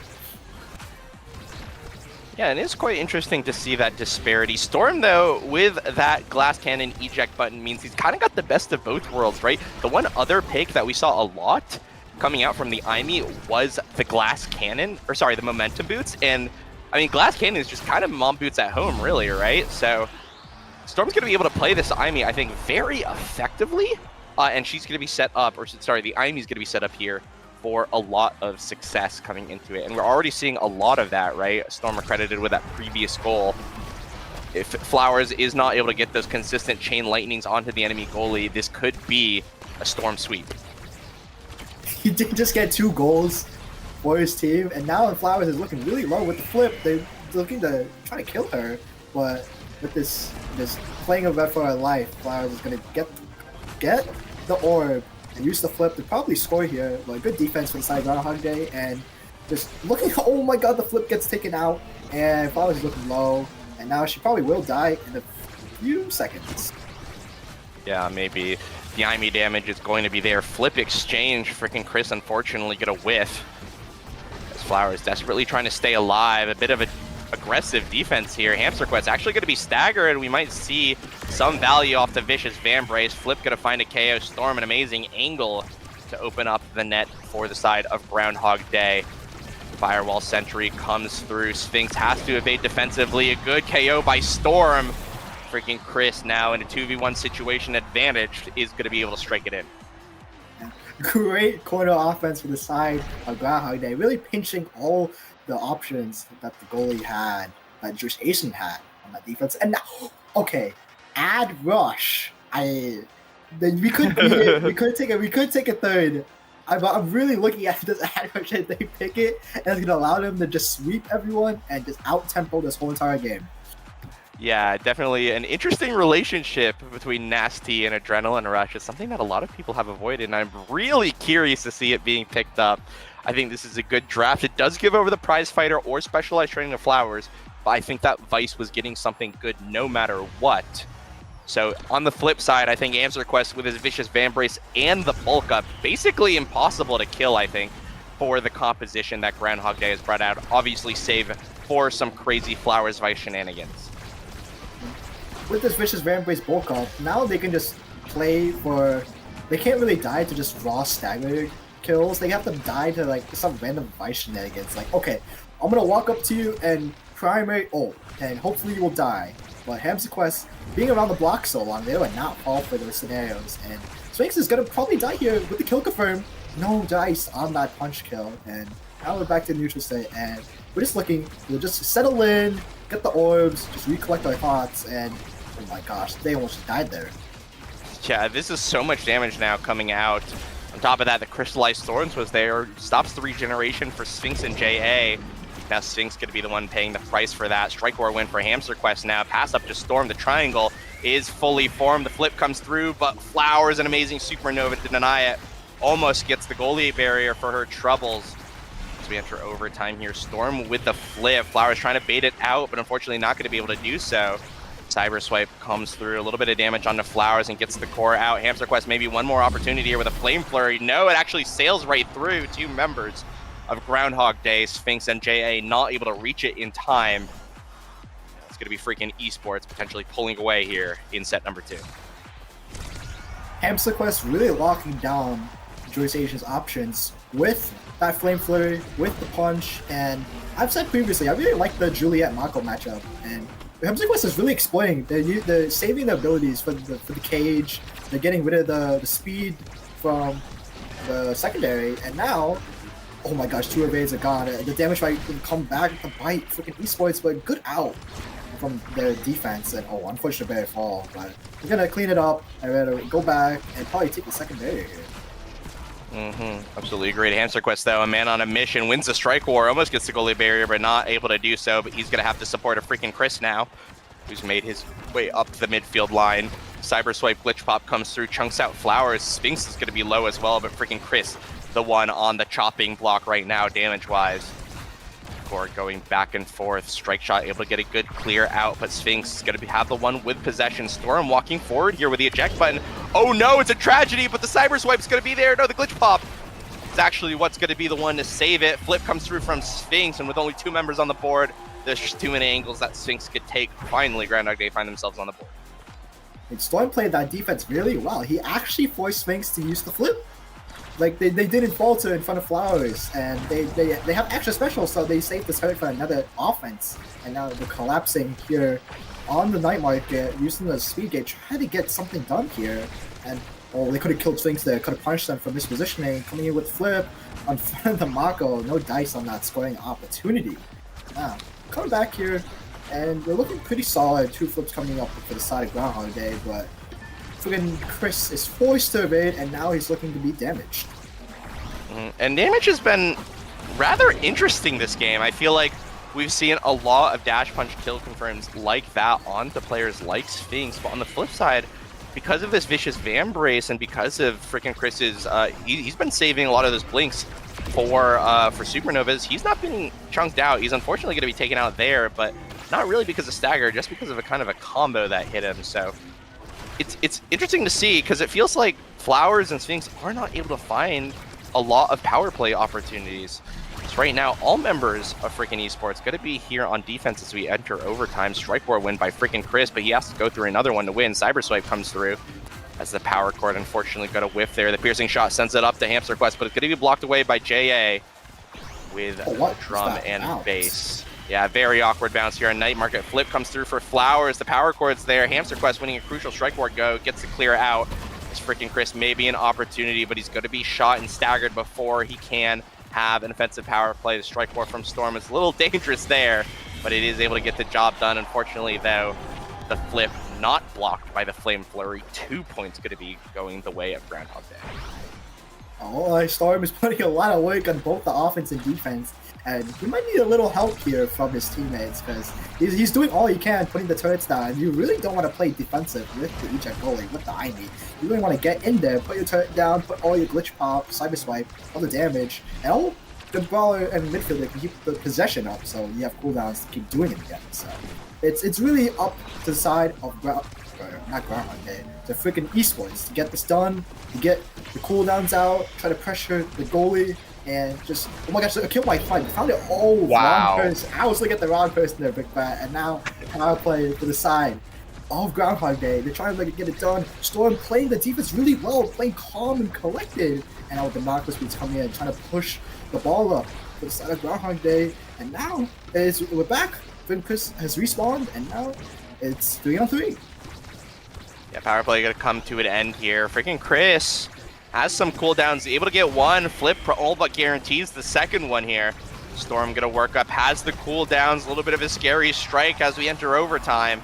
Comes through, the cyber swipe is there, the glitch pop's there, the dash punch is there, and the goalie for Groundhog Day is not. 1v1 situation, Sphinx is gonna end up losing it, but Flowers has the clear angle, has a flip herself, could go for a miracle shot here, tries to go for it, but Storm reads it, but the piercing shot, utilizing the core speed, is perfect. Sends it right into the goal there. Going to be a tied up set now for both teams. Wait, the back line on the side of freaking esports, Storm and freaking Chris played that interaction so well. They kept the core speed up and allowed them to get a cheeky slide up on the top side. Now they have a flip, they have all the momentum here, and just trying to really stuff the life out of the Groundhog Day. Just end the set now.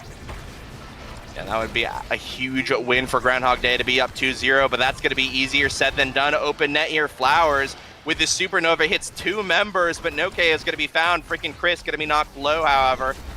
Dodge to work with is going to be gone. The shotgun prevents the dash punch from finding any victims. The piercing shot doesn't come through to take it, and Flowers, ooh, gotta feel good after that one. Mixes up Storm on the strike timing, gets a wall bounce off of Night Market.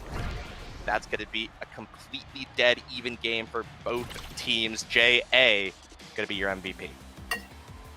Yeah, a lot of good stuff here for the side of Groundhog Day. Mako being first pick here it's not that threatening for their side. They could pick like damage and all that. But Timeless Creator Extra Special Imi has been picked, and now they have turrets that can just take all the barriers. On the flip side here, Fight or Flight for Hamster Quest, which I think is going to be so valuable for getting mobility for this Julie, who has not taken the Slick Kicks or the Magnetized Souls or the Pummelers, right? All of these things grant mobility in some way, shape, or form. And Vambrace is the one that doesn't. So this Fight or Flight is going to be well needed. On top of that, obviously getting a Dash Punch reset if you get a Stagger KO is going to be very, very nice. But going into game proper here, I think Flower is going to have a pretty strong build for this fight. Can potentially find a lot more opportunities now that she has the Deadeye. Quest picking up that Fight or Flight will allow him to have a little bit more speed to keep up, because he is on that Vicious Embrace and allow him to find damage and just keep up. Because now he has, like you said, Big Bat, now he's the Stagger reset. Oh my gosh, the Vice Primary just kills straight up with the Deadeye, and with the double flip to the side. The freaking esports, they can play faster, they play slow, but good flip and good slow. Oh. That is my ISS goalie. He put the backpack on and he scored. My goat. Yeah, Storm, well played there. Is able to win that interaction that was looking scary against the Supernova of Flowers. Big point going the way of freaking esports. A crucial set to put any team at a big advantage. Unfortunate mishap does not give freaking esports the barrier. It's going to make them lose one, in fact. But Sphinx going to take a lot of damage for that reward. Hamster Quest almost certainly just waiting for this dash punch opportunity to go through. Doesn't find it, unfortunately. They're a bit awkward. But the goalie barrier does go down in the end. Flip from Hamster Quest immediately canceled out by JA. Punch comes through, blocks the ensnare drums, but the triangle is still here from the side of freaking esports. Now finally going to be cleared. Flowers able to win the strike war against Storm. Sphinx gonna get dash punch, but the core goes in the hands of freaking Chris. A corner offense has started. But freaking Chris, no cooldowns here to maybe find the final blow under that goalie barrier. Firewall Sentry also going to be knocked away by JA. The Snare Drums comes through. Wow, JA is still holding, but the Flame Flurry finally going to guarantee it. Flip comes through from Storm, going to be stuffed out by Sphinx, and the shotgun gets it done. Sphinx credited with the goal. It's a dead even game. Got caught lacking with that dribble there. Sphinx punishing Storm for kind of risky defense. And now it's pretty even 1-1. Someone has to make a tempo play, just get take over, and oh, that's it. The tempo has officially been swung.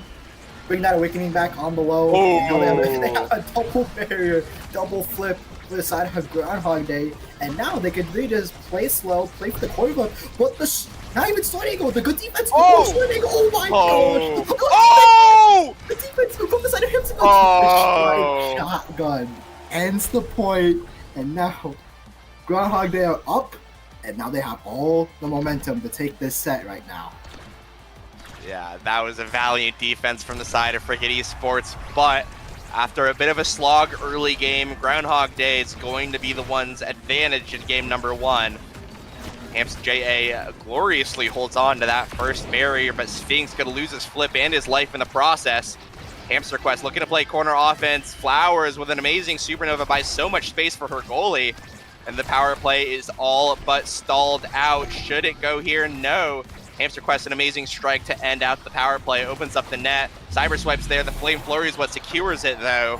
Hamster Quest evening up the game for freaking Esports. Everyone is playing with such confidence that they're not afraid to make mistakes. And they're not afraid to push up, not afraid to just take over this game. And this extra special Primus Creator turret, this Firewall Sentry, it's doing a lot of work, just putting all the pressure. But Flowers gets the kill, has the pummeler speed, but the barrier falls, and now all the momentum is shifted. Storm and Hamsquest are looking both at flips soon, and they're gonna have to be forced to use it if they don't want to die, but they keep it. They want the ego in, they want to be greedy, and now the defense is being a bit solid here, and we're back to the neutral state.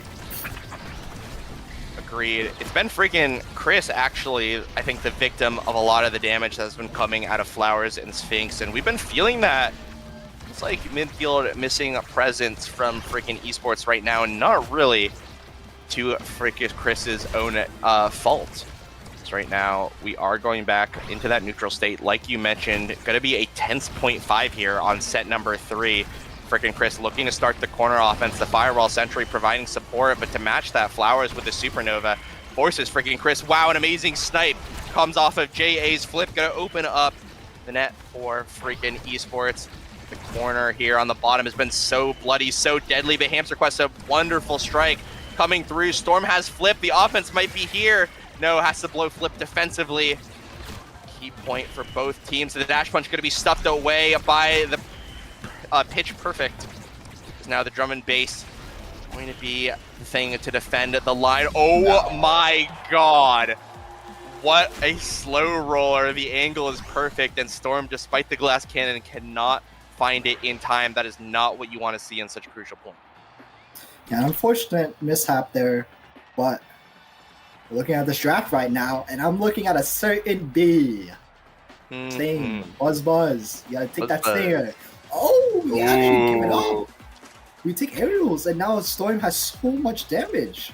And now they can literally just sit on someone and just damage them. And okay, since P Performance gotta take it, all Storm needs to do is sit on Jakar. And what's he gonna do? Fight back? No, absolutely not. No damage, no survivability to his name. On the flip side, though, I think some big pickups to look at. Team player for this Mako, right? Not only is it just generically one of the better awakenings for goalie, but it's doubly so when you have an Aimee goalie. She really does struggle to deal with fast core speeds due to the way that her abilities work. That extra core speed means overtime gives Storm less opportunities to come forward, but it's going to be Flowers taking all the credit as I talk about awakenings. That's going to be 1 point in favor of Groundhog Day. You saw the Brickbat. That Flowers is pretty low, even with peak performance. There's so much damage on both sides that whoever gets the first kill will probably win this game. And now look at the Firewall Sentry is putting down, and now they have all the pressure. All the momentum here. Double barrier falls for the side of Groundhog Day, and now look at Flowers. She's so low. I mean, she has no speed. She can't really move. Oh, but the perfect pitch doesn't snipe out the barrier. There's so much happening here. Someone's gonna die. Oh my gosh! Oh my god! It's a Slobberknocker here with that. Oh! Sphinx finds the shotgun! A holy shot to take that goal. And Groundhog Day are going to find themselves on game point after a heater of a second to last point.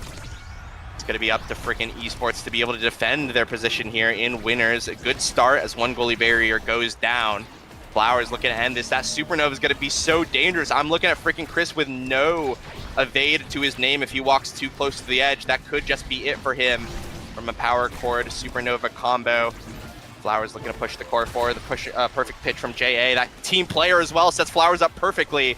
And this could be it. The strike war is there. Storm not able to find the corner clear that he wants. And Groundhog Day are going to win game number 1. They're looking to take it to a grand finals reset. Good first game. Really exciting. Really fast paced here. And I really thought the team with Adverse Stinger would have a pretty good chance in the damage. It was really coming up, but unfortunately the bear would fall on some timings that. So okay, as the IME goalie, you want to use your abilities to hit people, or like put pressure on. But he would use all his abilities, and then the core would just come back to him, unfortunately. And all he would have was just strike, and some fast core speed, the team player, the vice, the chain lightning. Those barriers would fall so fast that you couldn't bring his cooldowns back up to play defense, and that's how the cookie crumbles sometimes with the IB goalie. Yeah, but on the flip side, just some silver linings. A 3+2 from Storm. Effective playstyle, I think, early on especially. Being able to play so aggressively and secure so many goals for his team. So I definitely think it's still pickable coming into game number 2, which is going to be IME's app. But when that IME's app rolls in, I cannot help but think of all this unstaggered chaos that Flowers found in that previous game. And I'm wondering if Hamster Quest and freaking Chris are going to be able to deal with what Sphinx and Flowers want to bring to the table in game number 2. I will say, the Vicious Vambrace, I would like to see something else other than pick. If you're going to play Vicious Vambrace, play like Kazan or something, because Kazan wants the ball a lot, and Vicious Vambrace plays in that playstyle really well. And okay, because Storm really wants to play with people that play damage, and it has worked. And I think they should play. Someone should pick Siphoning Wand with personal bias. They want to take them out. They want to play damage. At least someone should play Siphoning Wand. Maybe the midfielder, maybe the brawler with like Zentaro or Vice. But we'll see what happens on this next map. IME's application. Yeah, the application calls here in game number 2, and I'm looking to see what both teams pick up. Again, I think that Juno going to be a little bit hotly contested between freaking Chris and Sphinx, kind of the premier Juno players of the league, if I recall correctly. So we saw it banned out by freaking esports in game number 1. They did not want to deal with it, especially because, again, Sphinx brings that Drakkar counter pick should freaking Chris elect into it. So I'm wondering if they'd scrimmed before, or they just realized that the matchup wasn't really playable for them, and they just want to ban it to get done, because freaking Chris does not have a Drakkar in his pocket, from what I understand. He's mainly wanting to play that Estelle should that Juno be picked out. Now, IME's application is a very volatile map, and a lot of picks can be chosen to really change the tide, but this Rasmus, this Juliet could be pretty high priority picks for either team. And I know Storm could play the Rasmus goalie, but he would rather play that on like Demon Deus. I caught myself saying Demon Deus. Yeah. Demon Deus. As we're coming back in this draft, explosive entrance stacks on stacks. And now I'm really looking at a Zentaro pick here. Explosive entrance is a pretty best in slot awakening for him, and I think it would really shine in this matchup here. 100%, I could agree with that. And that stacks on stacks is interesting, right? If you could keep yourself alive, you can snowball off of that mobility and take over the game. But it is IME's app, all right? Those stacks could be gone like that. It's going to be interesting to see which teams opt into that gamble. And as they say, gambling is pretty awesome. So we'll see what happens for both these teams. Again, with that explosive entrance and what Flowers wants to pick, I feel like we're almost certainly going to see another Vice Imi here. And I think that question asks if you are banning the Juno, you are going to be red side here, which means it's probably going to be undeniable. But if it doesn't get first picked, which it did by Groundhog Day, you have an opportunity to ban out what Flowers wants to play here. You could pick the Imi Vice yourself. And what is Flowers going to play? She does not play traditional brawlers as far as I know. No, they did pinch her pool a bit with the Vice ban and the Imi pick.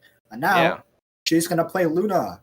And she's probably going to go slick kick stacks on stacks. And take over the game. And with this eject goalie, you don't really have defensive options to really deal with the Luna. And all she needs to do is dribble, weave around, be a bit slippery, and just use the dash. And just hits on them. And then that's all you need because there's a one barrier map. And once that barrier falls, open net, and you're playing with, oh, I'm mistaken. There is no Luna. Whoa. It is on the side of Groundhog Day, it is Juno, Rasmus, Mako.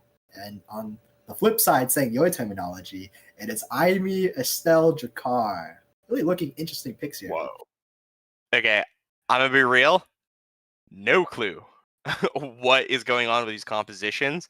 I think the Imi is probably going to be goalie again. I think that's kind of Storm's go. It feels like it's Storm's go-to pick. If you could correct me if I'm wrong, but with that explosive entrance, the eject button is obviously going to be very good as well. The Stell is going to be something that freaking Chris is going to be playing. Should he not get the Juno, which he did not, and that Jakar is going to be Hamster Quest. That is a character that I know personally that he likes. So I'm wondering if he's going to end up doing that here. Anyone could really go anywhere in this composition, and on the flip side, I feel like it is pretty set in stone who's going what. I mean, into the map pick, game 2 on the Imi's application, and Flowers is on that Rasmus pick, and I think with her playstyle, she's gonna go pummelers, and with this unfamiliarity on this Rasmus, I almost said Rasmus champion, I'm being league pilled, this Rasmus character, I'm wondering how she will fare in this matchup here.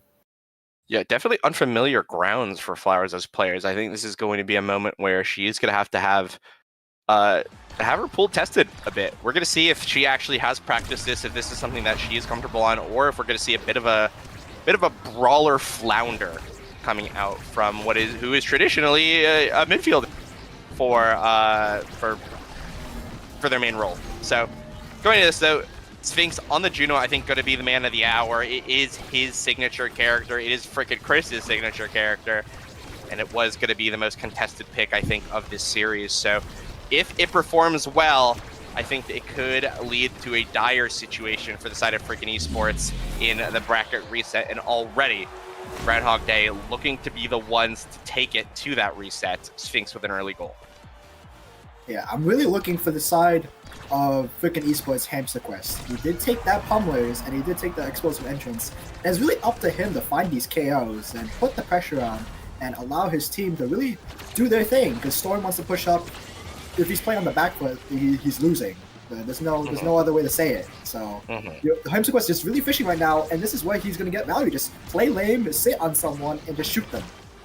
Yeah, 100%. That's what you want to be, the little Jakar brawler rat that we have seen so many times in the NAS. Ooh, Sphinx, though, playing one-man interference in the power play, completely stalling it out for Flowers to get back up. But the damage is pumping up for both members of Groundhog Day.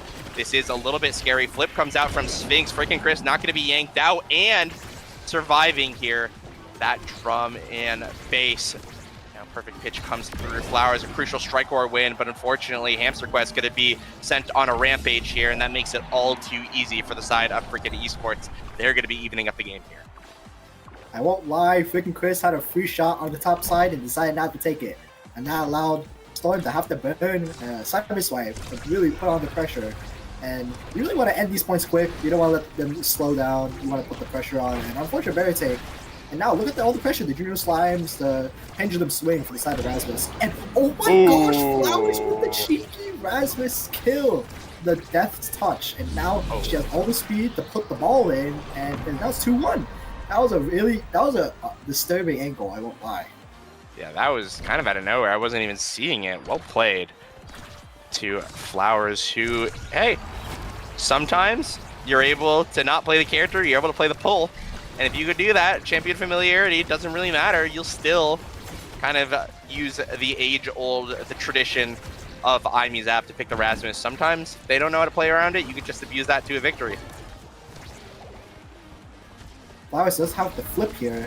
Probably gonna look to be damage dump because you want to hit the person with a bait so they don't need to take the core flip, use it for the interaction. But Hamster Quest is pretty low. Freaking Chris is coming up with the side with the piercing shot and puts the ball in, even up the set 2-2. Really needed that play. Yeah, really big, and brings us again, interestingly enough, to another set 1.5, which we saw in the previous game. The snare drum's going to come out immediately just to win kickoff. A lot of investment from the side of JA to get the core forward, which, as you mentioned, plays to that weakness of the IME, right? You don't want the core in front of her. And as such, kickoff can go the way of Groundhog Day very, very quickly. And going to be an open net. Flowers might have to pay for this with her life, though. The shotgun, they're not going to find it. So all the cooldowns are going to be burned on Flower, which leaves Sphinx with a perfect opportunity to find the goal. Not going to happen, though, as the flip comes out. Going to be parried away by freaking Chris. The pull comes through. Finds a wonderful KO from Flowers. Going to put us into a power play. The slime's going to be there. Flowers not able to do it, but gets that final strike war win to send it in, take the set, and a Groundhog Day one set closer to that grand finals reset. She looked very clean with that kill confirm. That would be someone that had like 500 hours on this Rasmus character. And now, a really tricky, oh my, look, this is a Damage Comp's dream. Ad Rush, Stinger, Prize Fighter. But I'm wondering what gets picked here with that. Well, it makes sense, Ad Rush being denied, but that's just one win condition taken away from the Rasmus, and another one's been placed into his hands. But as you mentioned, Stinger going to go the way of Storm. So much damage potentially, especially onto Flowers, who's playing the more fragile of the two characters. It can go very bad. On top of that, even though it isn't scaled yet, freaking Chris, just a raw spark of strength, going to be sitting at 132 power on this Estelle, which can lead to a lot of damage should he be given the opportunity to set up those piercing shots, but he might not get that chance, as already Storm unable to defend here on the IME goalie pick. It's going to be an open net for the side of freaking esports. I mean, the damage, this damage game that freaking esports really wants to play here, they're kind of getting reversed, they're getting damaged themselves. And if Hamster Quest is not getting kills, he's not really getting much value on this Shikai character. He did take the palms, he's basically losing. Wow. What happened though, Flowers? Oh, wait, Flowers died? Yeah, I heard the KO, but I heard the pull sound effect, and I assumed that Flowers was the one that died, but it might have been, no, it was actually the piercing, the Rose Warp from freaking Chris, who caught Flowers trying to get their cheeky pull onto freaking Chris. So a little bit of karma there for the Rasmus pickup, and Flowers again going to be the focus of fire right now from the side of freaking esports, but it's just not able to convert into any sort of goals, any sort of barriers, and it's just such an unfortunate situation all around for freaking esports. Yeah, that'll be double power play kill, and they're trying to look for three. Oh, they have to kill her. Oh! Perfect. That was perfect. Wait, that was kind of a Quangle of the ages. That was freaking awesome. I didn't see that angle, but freaking Chris did, and that was a beautiful KO. Good mental reset as well. On top of that, an energy advantage, even with all those flip burns. Freaking Chris able to keep his flip in the meantime, which is going to be big. Unfortunately, had to use it there for no value. Now it's going to be dead even for both teams again. The drum and bass coming through uninterrupted allows Flowers to get that goalie barrier. The Slime's creating so much of an issue here in the midfield as well with Sphinx. I'm wondering how freaking Chris might be able to get through it here later into the game. Core goes through, piercing shot comes out, but it's just strike for strike taken by Sphinx. Just knows the matchup all too well. Juno versus Estelle, and it just feels so hard to get it through for the side of freaking esports. Flowers does have the Mako speed coming up, trying to make the 1v1 hero play, and they actually get it. They hit Stun Storm, allows Sphinx to use the Blabos to send the ball onto the top side. And now it's looking really good for the side of Groundhog Day. 0 prize fighter sacks outside of Flowers, but they can go either way, Brickbat. They can find a cheap kill with the Jakar combo, or the Death's Touch on the side of Rasmus can seal the deal. Yeah, it's a bit of a volatile situation, but that is how it is on the application. Right now, the namesake of the map is able to find the stagger on to Flowers. Firewall Sentry, unfortunately, not much value. The pull's there, barely. Hamster Quest survives. And the KO is going to be found. The Ensnare Drum's coming out for JA, able to stall a good amount of time, but the opportunity is not done yet for freaking Esports, but an unfortunate Rose Warp means that with this flip from Sphinx, it's still going, actually. Just a really unfortunate situation all around for everyone. But the corner offense for freaking Esports continues. Flip get a whiff from freaking Chris, and now, wow, just a lot of whiffs coming through. Flowers just taking advantage of that mistake. Just ends it right then and there, and a bit of a mishap, comedy of errors, but does go the way of Groundhog Day. They're going to be very heavily advantaged here in game number 2. Looking at this draft right now, we have a lot of damage. Juno's hovering that bulk up on our screen, and it's looking pretty good, but the extra special, the Rasmus is in the last pick, so he's probably not going to get that. 100% agree. I think the IME is almost certainly going to deny it. In fact, it's going to be denied by the Estelle instead. Stocks on Stocks going down to JA, who's playing a little bit aggressively on the Mako, something that you don't see too often just because of the low base speed of the character. But on the flip side, Hamster Quest needs to find these KOs, and boy howdy, does he have the Awakening combination to do it. Explosive entrance, heavy impact, adrenaline rush. These shotguns are going to be USAS frags in just a second, and they're going to be looking to take out the members of Groundhog Day. Really good. This corner defense coming out from the side of freaking Esports looks really good. The Xeno Cloak almost punishing the misclear from Sphinx, but the barrier does fall, and but the core slips past. The Juno jump doesn't hit the ball, and Xenocloak comes out. Oh my gosh, the strike boy is not won by Hamster Quest, but the piercing shot will literally put the ball in and just seal the deal for this first point for freaking Esports. W2 freaking Esports. They're going to find themselves on the board this set. Even though the KOs weren't a crucial factor of that previous point, I just suspect that it might just show up any given moment. There is just so much damage on the side of freaking Esports. They've got to be able to find it and convert off of it, because without it, I mean, what's the point of going damage in the first place anyways? Now that it is tempo based for this damage comp, and this triple flip, unfortunately one gets used, and now they really have to kill Flowers, which she does get taken off the application. And now, power play for the side of freaking Esports. They're looking for this kill. Sphinx is dead, punished for mispositioning, and now the barrier falls. And this triple power play, but Flowers has come back in, uses all their abilities, trying to stall for any bit of space that can be created for freaking Esports. Yeah, that space is well used. JA able to find the clear, but they're not out of the woods yet. Hamster Quest on the Xeno Cloak finds the strike in between 3 members. Freaking Esports, some signs of life here in game number 2. Just 1 set away from grand finals resets. They do not want to go there. They want to win and take us to a game 3 right now.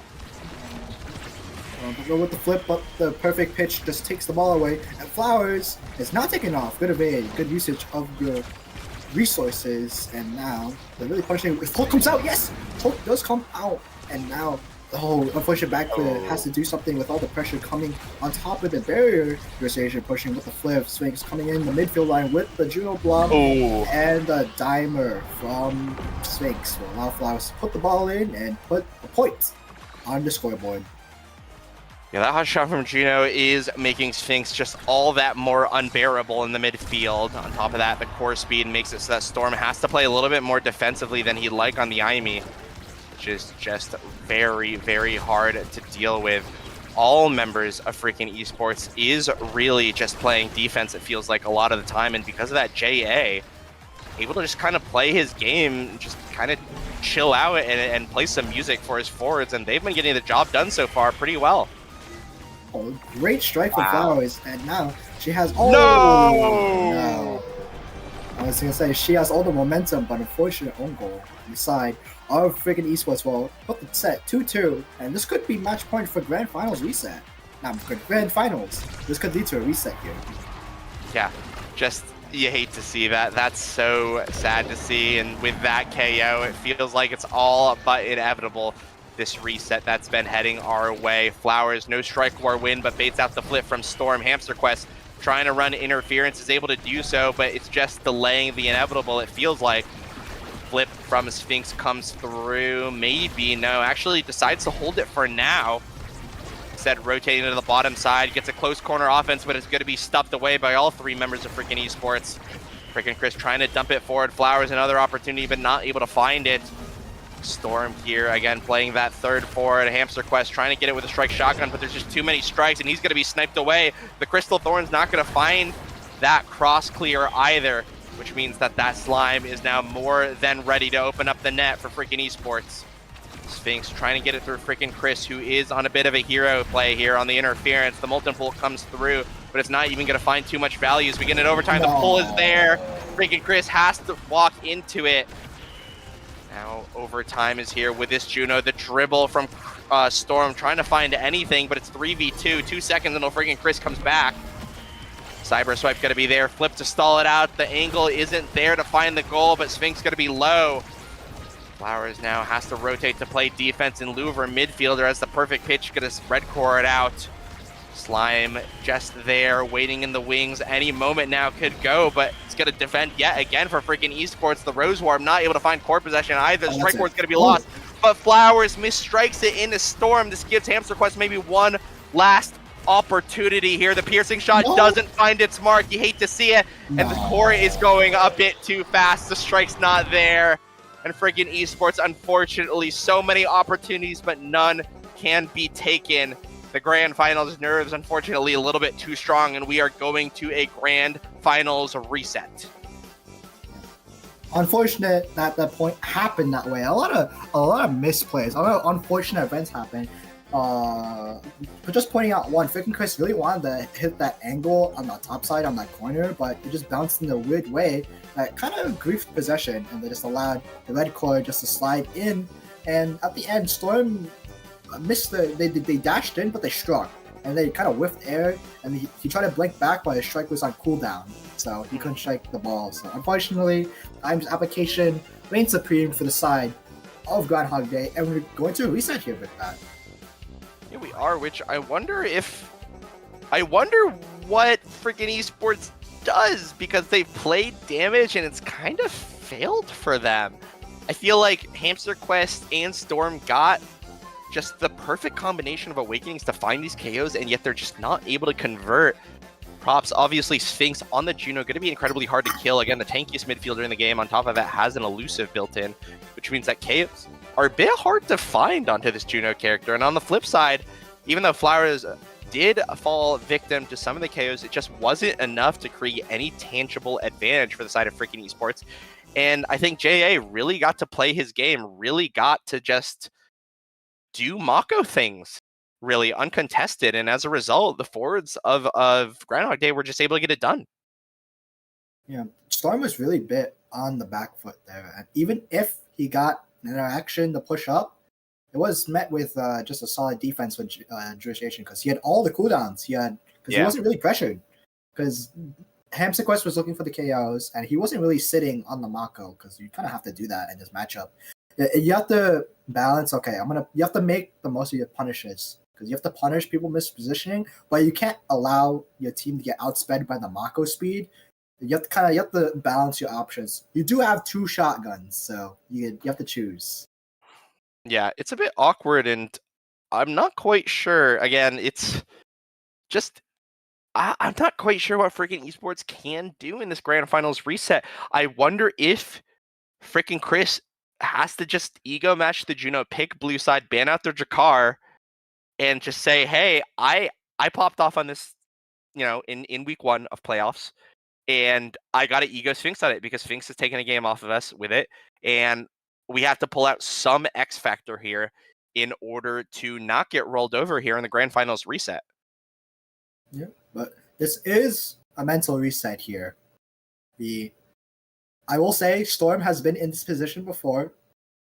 For personal experience, Water did get reset by Boss, and it took us a bit to recollect our thoughts. And all we did, I got up out of my chair, I used the bathroom, I washed my hands, I splashed some water in my face, and I just told myself, okay, it's a brand new set, anything could happen, and even if we lose the first game, we can just reel it in, get our confidence back, get our comms up, and just be vocal about each other, because the mental is really important, as well as playing mechanically. I talked this about AJ Cannon. You have to balance. It's the trifecta.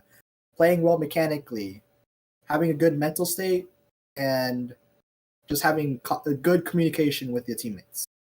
So just all three possibilities, all three major points in this trifecta are really important for a success in this North America Struggle Training Grounds Grand Finals reset. And we are going to get into map select shortly, and I'm wondering if freaking esports are going to elect into that night market again. It didn't go their way the first time. I wonder if they're going to bring out something else, maybe that inky splash zone, to just see. Obviously, it was picked, but it was inevitable, or at the end of the day, picked by Groundhog Day. But freaking esports, they need to find something. They got to find some strategy before Groundhog Day are able to finish the job. And I don't know. I don't think I'd like to see a repeat of the first pick from freaking esports here. Well, there's a new set, new maps, new characters being picked, and I'm just wondering what the adaptations that freaking esports can make. Because you want to play with the eject goalie, you want to play with all the pressure. Okay, low key, we could try double siphoning one, but I don't think that's their play style. I don't think they're gonna force their players to do something they're not comfortable with, because that is another point. Comfortability is very important in these players, and just as well as being flexible, just not being stuck with your one trick and being able to pilot picks outside of, let's say, for example, freaking Chris, Juno, Estelle. Maybe you could add like I don't even know, like a now, an era on the low. Era could get away with this, probably not, but I mean, Era won NASA.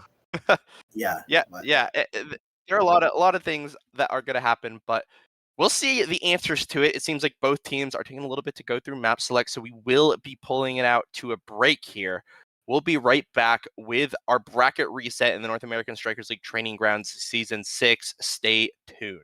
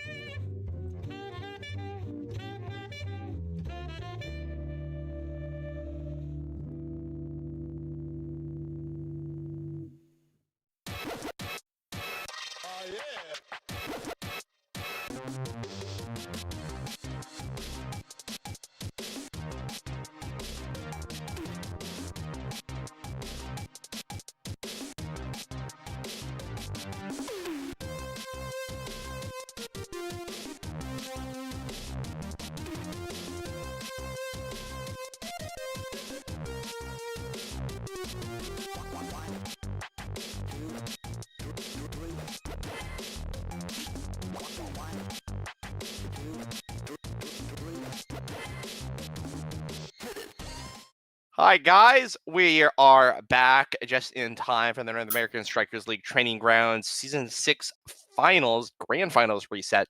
But before then, we did get the unfortunate news that our All-Pro vote data was a little bit misleading, a little bit corrupted. We have now since accounted for that and remade it, essentially. So we apologize for the confusion. We'll be very quickly going through our All-Pro votes. We'll be going through them again just to make sure that we actually get it right this time. and we will fix one of the mistakes that we had. So just going to go right into it so that we don't keep these teams waiting in grand finals resets for too long.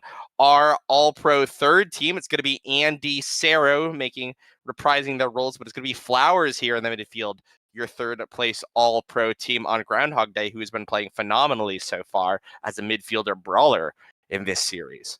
Going on to your next all-pro team. Oh, sorry. Whoa. Okay, yeah.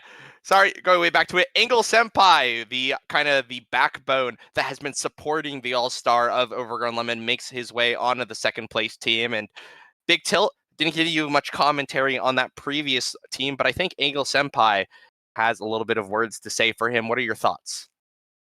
Really solid play, both and Nasty and ISS. They played they played to the play style of Overgrown Lemon 5 to a T. They just get them the ball. They play solid defense with Ripstick, who on the low should be on an all-pro team. He plays like a beast, but that's besides the point. Engel Senpai just plays to their strengths. They play to the IME. They have a flexible pool. They play with confidence. They really mess up, and they just allow like you said, Brickbat, the backbone of Furret just allows Overgrown Lemon to do their job on the offense and gives backbone support on the defense for Ripstick. Yeah, just a quiet carry all around from the midfielder for it. Nicky Middleton and Asianator are still going to keep their roles, and we've said our piece about them. Fantastic players all around. And on to our all-pro first team. It's going to be exactly the same. Jack Limestone, Overgrown Lemon 5, and Beelzebub. All players, I think, absolutely deserving their role, their position here on this team. All of them had phenomenal plays, and shout out to all of them. They've been an absolute joy to watch and cast throughout this season 6. Finally, we're going to have one correction, I believe. Overgrown Lemon 5, still your MVP of the series, but he wasn't the rookie of the split. He was, in fact, the most improved of the split. But guys, let's be honest. He would have taken that one as well if it did exist. He most improved, rookie of the split, MVP as well. I think it's just an absolute Overgrown Lemon 5 sweep, and that cannot be taken away from him no matter what. So with that correction out of the way, we are going to be making our way into game now. Grand Finals reset of the final series of Season 6 for the NAS. Keep your eyes glued to the screen because this will be the last you see of the NAS for some time before we come back from land, before we have our qualifiers. So this will be the series to end us off on. And let's hope that it is a good one, as we do see Night Market coming out again. Game number 1, the selection of freaking esports. Going to the draft, we have freaking esports banning the Makos personally, and Groundhog Day banning the Juno. Estelle, Juliet, a mirror pick basically for the freaking esports on game 1 of Grand Finals upper bracket. It's not a mirror match. It's Jakar, Vice, and Dubu for the side of Groundhog Day, and now it's Glass Cannon Demolitionist start, and it's basically just a repeat from game 1 of Grand Finals upper bracket. Yeah, I'm getting a little bit of deja vu here, to be completely on. Again, Storm with this IMEB eject button and the Glass Cannon, best of both worlds, basically gets 2 goalie gears to start out with, but I'm a little bit worried because so far, Frigate Esports have not found an answer to the Drakkar, Vice of Flowers, and Sphinx. And in that situation, I'm just not sure you want a repeat of the previous series because that did not go very well for you. They're just playing to their strengths. Groundhog Day. They don't need to change anything. They won. It's a level playing field now for Grand Finals. It's both sides on the losers, and we're just clicking here. We're just settling the field, getting back into the flow of motion, getting into the playing field. Now, it's back in the neutral state, Big Bat. Nothing much is happening. I'm going to pass it off to you. Yeah, it is going a little bit slow right now. Ooh, but an opportunity here. A big supernova as now higher health bars of freaking esports. Hamster Quest going to actually rotate on the defense just to stay alive. Sphinx barely misses out on the KO. The regeneration is just enough from the orb, but now it's going to be 2 flips. A third not too far away on Flowers as well. So this offense coming out from Groundhog Day is going to be a little bit scary. Flip now through for Sphinx, but freaking Chris is able to call it out. Reaction check is going to be passed. Bit of an awkward Tofu Fortress and allows Hamster Quest to maybe get his hands on it one more time, but the offense is just not going to be enough. The Supernova there, the flip is actually going to be called out from Storm, winning the 50-50. Good presence of mind there. It's going to buy one more opportunity here for freaking Esports to get it through. Hamster Quest now going to have possession of the core. The dribble's going to be there. The flip going to call out the piercing shot from freaking Chris, however. Sphinx able to play interference with the Xeno Cloak. Might be able to take it just to himself. The awkward bounce comes through, and that's not what you want to see here on your first point. It's freaking Esports not able to close it out, and that's going to cost them the point here. A bit of a rush defense for the side of excuse my words, freaking Esports. And now everyone's a bit low on the energy economy on the side of Groundhog Day. Freaking Esports has one flip on the side of Storm, and freaking Chris is basically dead with an evade, but they should play for life here. Good evade coming out from freaking Chris, but the side of Hamster Quest and freaking Chris, as he's taken out, are both low. Yeah, this is very scary. Hamster Quest going to be very KO'able as well. Good clear from Storm, but doesn't find the exact angle that he wants. Strike Shotgun not going to hit its mark, which means that the final goalie barrier freaking Esports is going to stay up for now. Glitch Pop, or Cyber Swipe, I'm sorry, doesn't find that KO on the Flowers. One barrier down. Flip comes out defensively from Hamster Quest, going to have it stepped away, but he was just looking to keep himself alive regardless. Firewall Sentry coming through. The Tofu Fortress coming out. A KO going to be found on the Flowers, but freaking Chris needs to be able to move the core forward, and it is not getting into Hamster Quest's hands. Sphinx playing an amazing middleman right now. Able to completely block it out as we enter overtime. Flowers just up in time to find the perfect power core to keep this goalie barrier alive. Freaking Chris finally able to move it forward, but the dribble from Hamster Quest a little bit awkward, but they find the final goalie barrier nonetheless. Storm trying to get the core forward. The power strike. Oh, this there. Oh no, Storm is lagging out. This is super duper unfortunate. Oh, he might just be back in time though. Supernova comes out, not able to find too much value outside of the evade. An unfortunate angle off of the night market means that that goalie is going to be open for this IME. Flowers looking to potentially get the goal here. The power core not hitting its mark, but Sphinx, another batter up to the table. This flip from Storm looking very comfortable, however, has to use it defensively. It's now freaking Chris an opportunity. The strike war is not going to be won. It passes up to Hamster Quest. Hamster Quest dribbling it through. Ooh, mixes up JA. A little bit beautiful there, has found the wall bounce multiple times. Is able to get themselves on the board here. Tie game. Really good play for Storm, Hamster Quest, and freaking Chris side of freaking Esports. And they just had to play a bit more calm, collected, with patience. And just whittle down the side of Groundhog Day. And they should just play slow. I keep repeating myself. They should just play not to get gimmicked. They shouldn't get gimmicked. They shouldn't be losing these barriers like this, but the side of Groundhog Day, they're just making all the interactions of the most of it. They're just getting the barriers, they're getting all this power plays, kills, just all this pressure, and it, again, Storm's on the back foot, and that's what you want to see for the side of freaking Esports. Yeah, it's just like their name. I feel like they get a sense of deja vu. It feels like right now freaking Esports are just seeing their own shadow. They're playing a little bit scared as JA is just able to play his game. I mean, right, just gets a super chill clear with a flip. Just none of his resources ever really feels strained. It always feels like he has a cooldown. It always feels like he has flip. It always feels like he's able to just find everything, and that is just not what you want to see. Again, a flip going to be stuffed out by Flowers. Groundhog Day seemed to just be chugging along just fine in this Grand Finals reset. Yeah. Unfortunately, Storm did. I'm pretty sure he had a free up clear, but he struck right into Flowers. Now you want to see the side of freaking Esports, and they need to. Again, this is the first game of the Grand Finals reset. They do have a lot of time to bring this back. They can even bring back this game. It's only the first set, and they just need to collect themselves. Just gotta play with confidence, cool their mental, and just figure out any possibility that can take this game back. That is a good start. Flip from Sphinx going to be stuffed out immediately.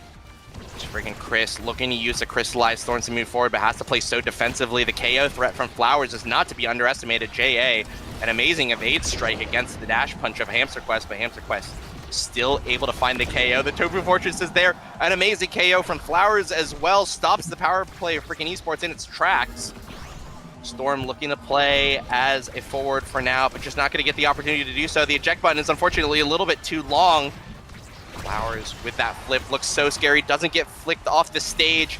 No evade, or sorry, no health, but still has her flip. Looking to good to be used this against Storm, which is so scary for this IME. KO not going to be found, unfortunately. It's the back and forth. It's going to be found again. No KO is going to be found. Finally, it comes through, but Sphinx on the flip side, the shotgun almost sends it in. It's going to be freaking Chris. They have to find the conversion off of these. You cannot be losing these offensive plays on power plays like this, especially if you're going to be the one that wants to play damage. And that is exactly what is happening right now. Freaking esports not able to convert. The flip comes through defensively again for this IME, not going to be using it offensively. And again, Storm is going to find himself on the back foot here on IME. Say Brick, but I don't think they're playing for damage per se. I think they're just playing core control. They're not really looking to damage them. They're just damaging them by just hitting them. They're just hitting the ball and the core, which is low-key what you want to do for damage comps, but they're picking double slick kicks. And they're not really getting much... I mean, I'll be honest, I don't know what they're doing at this point. It's hard to say when you're getting reversal by Flowers and all that, and you use the strike shotgun, unfortunately. And now, it's looking pretty dire for the side of freaking esports. It's really dire for them, and now they're down a set. Yeah, it really does feel like Groundhog Day are showing up. They are the ones that are playing better currently, and they are the ones that are going to be winning more sets. Flowers, MVP, explosive entrance, extra special on the table. Which one shall she pick? It's going to be the explosive entrance, denying the way that from the eject IME. Extra special, oh, Deadeye actually, still going to be a very good consolation prize for Storm. But again, that's more damage that, you know, they're playing core control like you mentioned, or even if they are playing damage, they're not finding those conversions. So I'm wondering how valuable these picks are going to be. And Dubu, I will say, got extra special. And now Juice Asian has all... He could just like... Juice Asian can just cycle his cooldowns and make sure they never get scored on. Like, extra special just allows them to play so aggressively and defensively at the same time, where there's not really much going on for the offense for the side of freaking esports. Yeah, and it feels like the questions posed by Groundhog Day just have no solid answers to them. As the offense continues, good clear found by Storm. Hamster Quest using the dash to get the core forward. The log is there. Again, all the cooldowns for the Dubu just so overbearing. And it's just so hard to get through the Dubu. And on the flip side, you are able to abuse IME in those close quarter defensive situations. And because of that, Storm simply cannot hold as long as JA is. So melee goalie's really reigning supreme. That's just unfortunate, but hey, you're going to take that power play.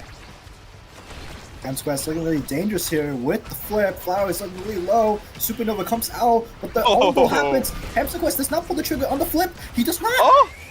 But good strike and good patience for Hamster Quest. Waits out Juice Asian strike timing and gets the goal. First point for the second set going to freaking esports. Yeah, well played. Good patience on Hamster Quest to be able to stay cool and use that patience to his advantage. Almost a double barrier coming through to start us out into this point. But one barrier going to be found in the meantime. Barriers just flying down left and right. It's going to be an open net for the side of freaking esports. They're going to be trying the ones to score this, but they're going to have to survive this offensive play from Sphinx and Flowers, who have been looking so good all night. This good strike war comes through from Storm, barely saved by the Summer Assault. Hamster Quest not able to win the strike war against the two members, the two forwards of Groundhog Day, as another Supernova comes through. The flip there for Flowers as well. She needs to be KO'd in any second, but no, she is able to find the goalie barrier before that happens. The Xenocloak going to be there. The shotgun not able to find the KO that Sphinx was looking for. Firewall Sentry comes through. It's going up to Hamster Quest, but the piercing shot and the punch go wide. Just like that, the offensive capabilities dry up. Unfortunate miscommunication means that Flowers is going to survive a little bit longer. One more KO going to be found. Hamster Quest on a 4x KO streak, and oh no!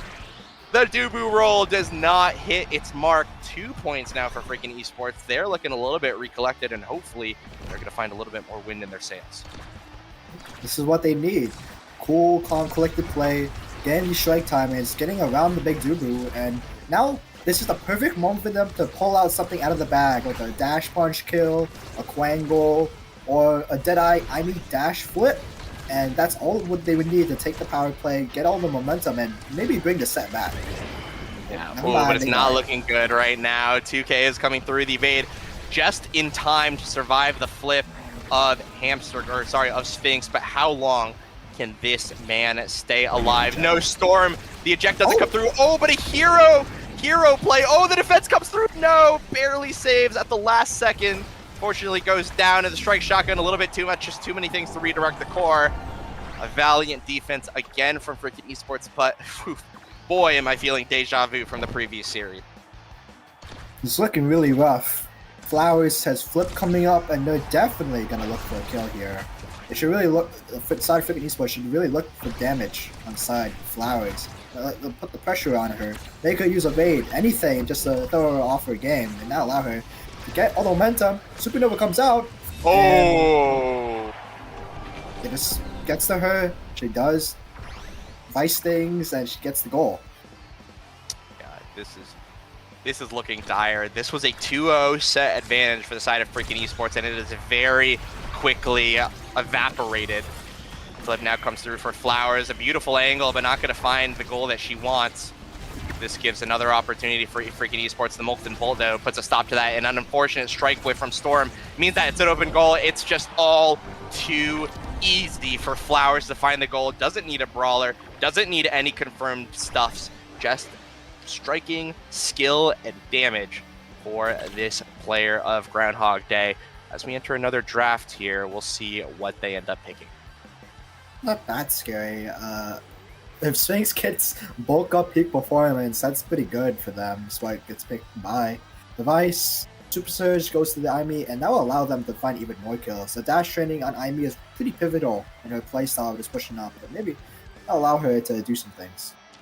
Yeah, I'm not a big fan of Sphinx picking up the Spark here. They're already so far advantaged. You just want to press that lead and end the game before Spark scaling comes through. Maybe it was a deny for the Juliet, but it is only 2 Sparks. It is Spark of Strength, admittedly, so I see the merit to it. However, I think I agree with you there. I really would have liked to see the combination of the peak performance, the bulk up, just to kind of cash out on your victories and just say, I'm going to win set 3. I've been stomping the competition so far. I'm looking to end the game before any sort of comeback is going to be possible. And just looking to end it there. That being said, maybe it is a safe investment because it is an open net for the side of freaking Esports. A double barrier comes out for Groundhog Day. Freaking Esports looking pretty dire in this situation. Amsquest has the flip though, trying to make the most out of this power play deficit. And good Strike Warriors, good calm collective play. Flip is not going to be triggered by Storm. Oh! And JA just kills himself on the night market. Hemsquist coming in with the flip, uses it, trying to make the power play, make the hero play, but kind of just stalls for no apparent. Oh. Okay, there's no way that way. Big man, really, that stalling was I have no words. Yeah, it's a little bit awkward, but you know what? Hey, it might not be nerves, but it is excitement for Groundhog Day, right? You are on Grand Finals reset off of a very dominant performance. I could see yourself. I'd get antsy. I'd get antsy. I'd kind of lose some of my higher level functional thinking, and I think that's just what happened right now. Unfortunately, we're losing a little bit more than that. We're losing our lives here. The Flame Flurry coming through. Sphinx, once again, has been playing interference on these reverse power plays so amazingly. Not able to do it there, though, as one goalie barrier goes down. He's going to find himself KO'd, but the strike from JA, the Dubu, too big for the strike hitboxes of freaking Esports. Hamster Quest not able to find this final barrier, and that's just not what you want to see. You really need to be seeing these full conversions here. Still just not able to find it. JA is massive. He is large and in charge. Hamster Quest almost going to be taken out. The Dash Punch not going to find that KO. A little bit creative, but unfortunately just not enough power here on the Juliet. Flowers now looking to go forward. Doesn't win the strike war against Storm, but the ramping pressure is going to be here. The final goalie barrier comes through. Oh my god! The angle was perfectly off, but the chain lightning is going to be what finds it for Flowers. The power hour of Flowers continues here in set number 3. They're looking to take us to game number 2 in fashionable style. I mean, Flowers forcing out the evade from Hamster Quest. And now she's just fishing for a kill. She is literally fishing for a kill. She has the flip coming up. Supernova on. on the field, and now look at all this pressure. The secondary, the Thunderstruck, gets the barrier, and now she has Flip. She's gonna walk up, and she's gonna pull the or she can just use it in the midline. My bad. It's okay. I mean, you really can do a lot. Right now, Flowers has had no issue picking up Storm in a lot of these situations. Obviously, should she stay alive to see it. And there it is right there. Oh no, the strike whiffs. Bit of a mistiming from Flowers. Doesn't win the following up strike war, but JA trying to play aggressive. Might get punished for it here, but has a flip to work with. Again, all the resources that JA ever wants is going to be found on his disposal on Hamster Quest. Struggling like freaking Chris has to get through Sphinx. The flip's going to be there, but it's going to be stuffed out again. All the cooldowns being used just to get it to JA, who still has his flip. Supernova comes through, overtime hits. They cannot find any sort of mounting pressure onto the side of Groundhog Day, and Groundhog Day, once again, free reign to do whatever they want to this poor Imi on defense. They're not going to be able to do it. They're actually going to be finding themselves a little bit staggered here. It's freaking Chris now with a team player in overtime, looking to maybe catch JA lacking, but it's just not going to happen right now. Oh, the Nightmare angle! Flowers, that was so beautiful. Absolutely catches Storm off guard. And Flowers, again, can't say it enough. It really does feel like the Flower Power Hour. She's going to find another goal here. She's going to take her team over to game point here on game number 1, and they're going to be looking to close it out. Supernova on deck. Sphinx gets the first barrier here. Hamster Quest is looking low with the flip. Don't want to die with all the resources here. But triple defense for the side of Groundhog Day will allow them to recollect their thoughts, think about how to end this game, and it's looking, oh my gosh, Hamster Quest, watch out! Yeah, watch out. Oh, and a failed Quangla tank from freaking Chris means that this defense might have to come through for Storm. He's going to have to find himself a miracle save, maybe. But actually, good offensive heads up to play, but it's going to be immediately taken out by the Supernova of Flowers. Again, buying so much space. All these Supernovas feel so well placed to deny freaking esports their positioning, to deny them their health bars, to deny them their offensive plays. Flowers, once again, is finding herself taking over the game. The move speed comes through as well with the glass cannon. The power is going to be charged up, and she might get one more opportunity to send freaking Chris off the map. The flip from Storm's going to be used defensively. Going to be traded away. Flowers not able to find one of her own, but the strike shotgun's going to do it. Flowers going to be low, but it's going to be Sphinx to end it. Game number 1, Groundhog Day handedly showing their hands and winning, you know? I won't lie, Flowers did the craziest backwards primary to get the chain lightning to move the ball void. And that led to the barrier being taken. And then Sphinx just has to flip, puts it on the top side, and seals out the night market game. And now, 3 straight games for the side of Groundhog Day. And it's looking very dire for the side of freaking esports. Yeah, no better words myself. What the frick do you do? What do you do in this situation? It's more than dire. It's feeling tragic. It's feeling post-mortem, it feels like, for the side of freaking esports.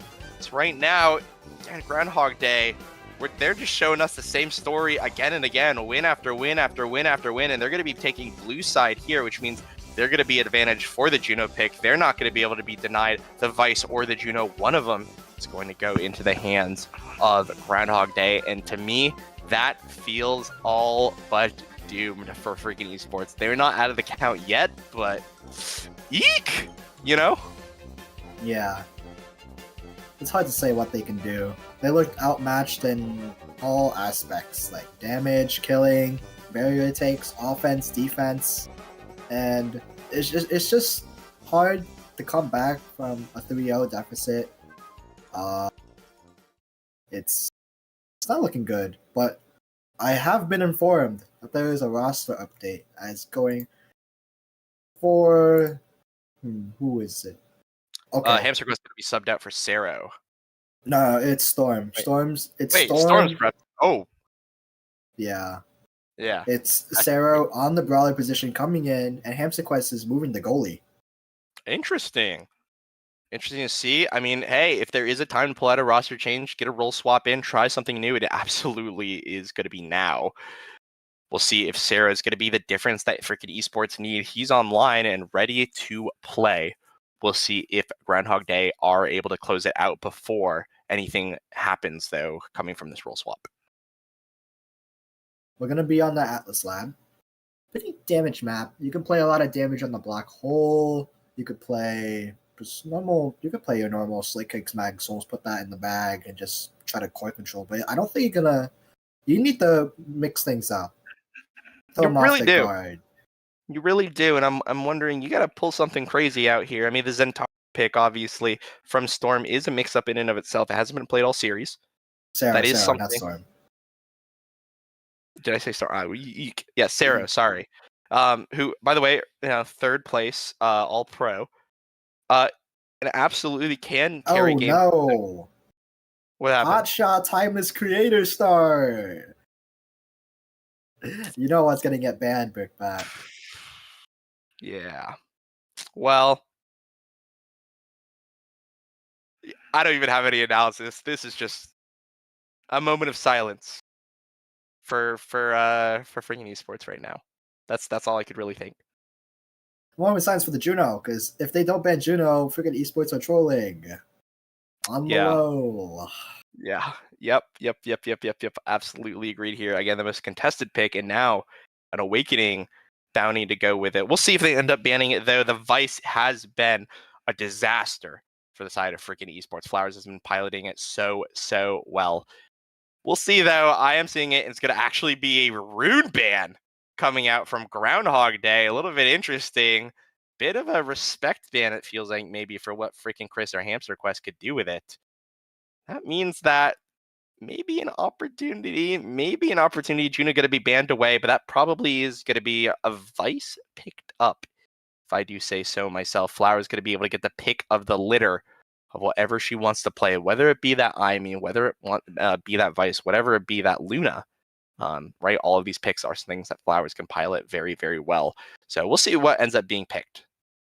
Well, Dracar is the first pick because they can honestly just greed the Vice. Because I don't think on the side of freaking esports, the Vice is going to get picked. Who's going to pick it? Hamster Quest? Can Hamster Quest play Vice goalie? It's true. I'm not quite sure.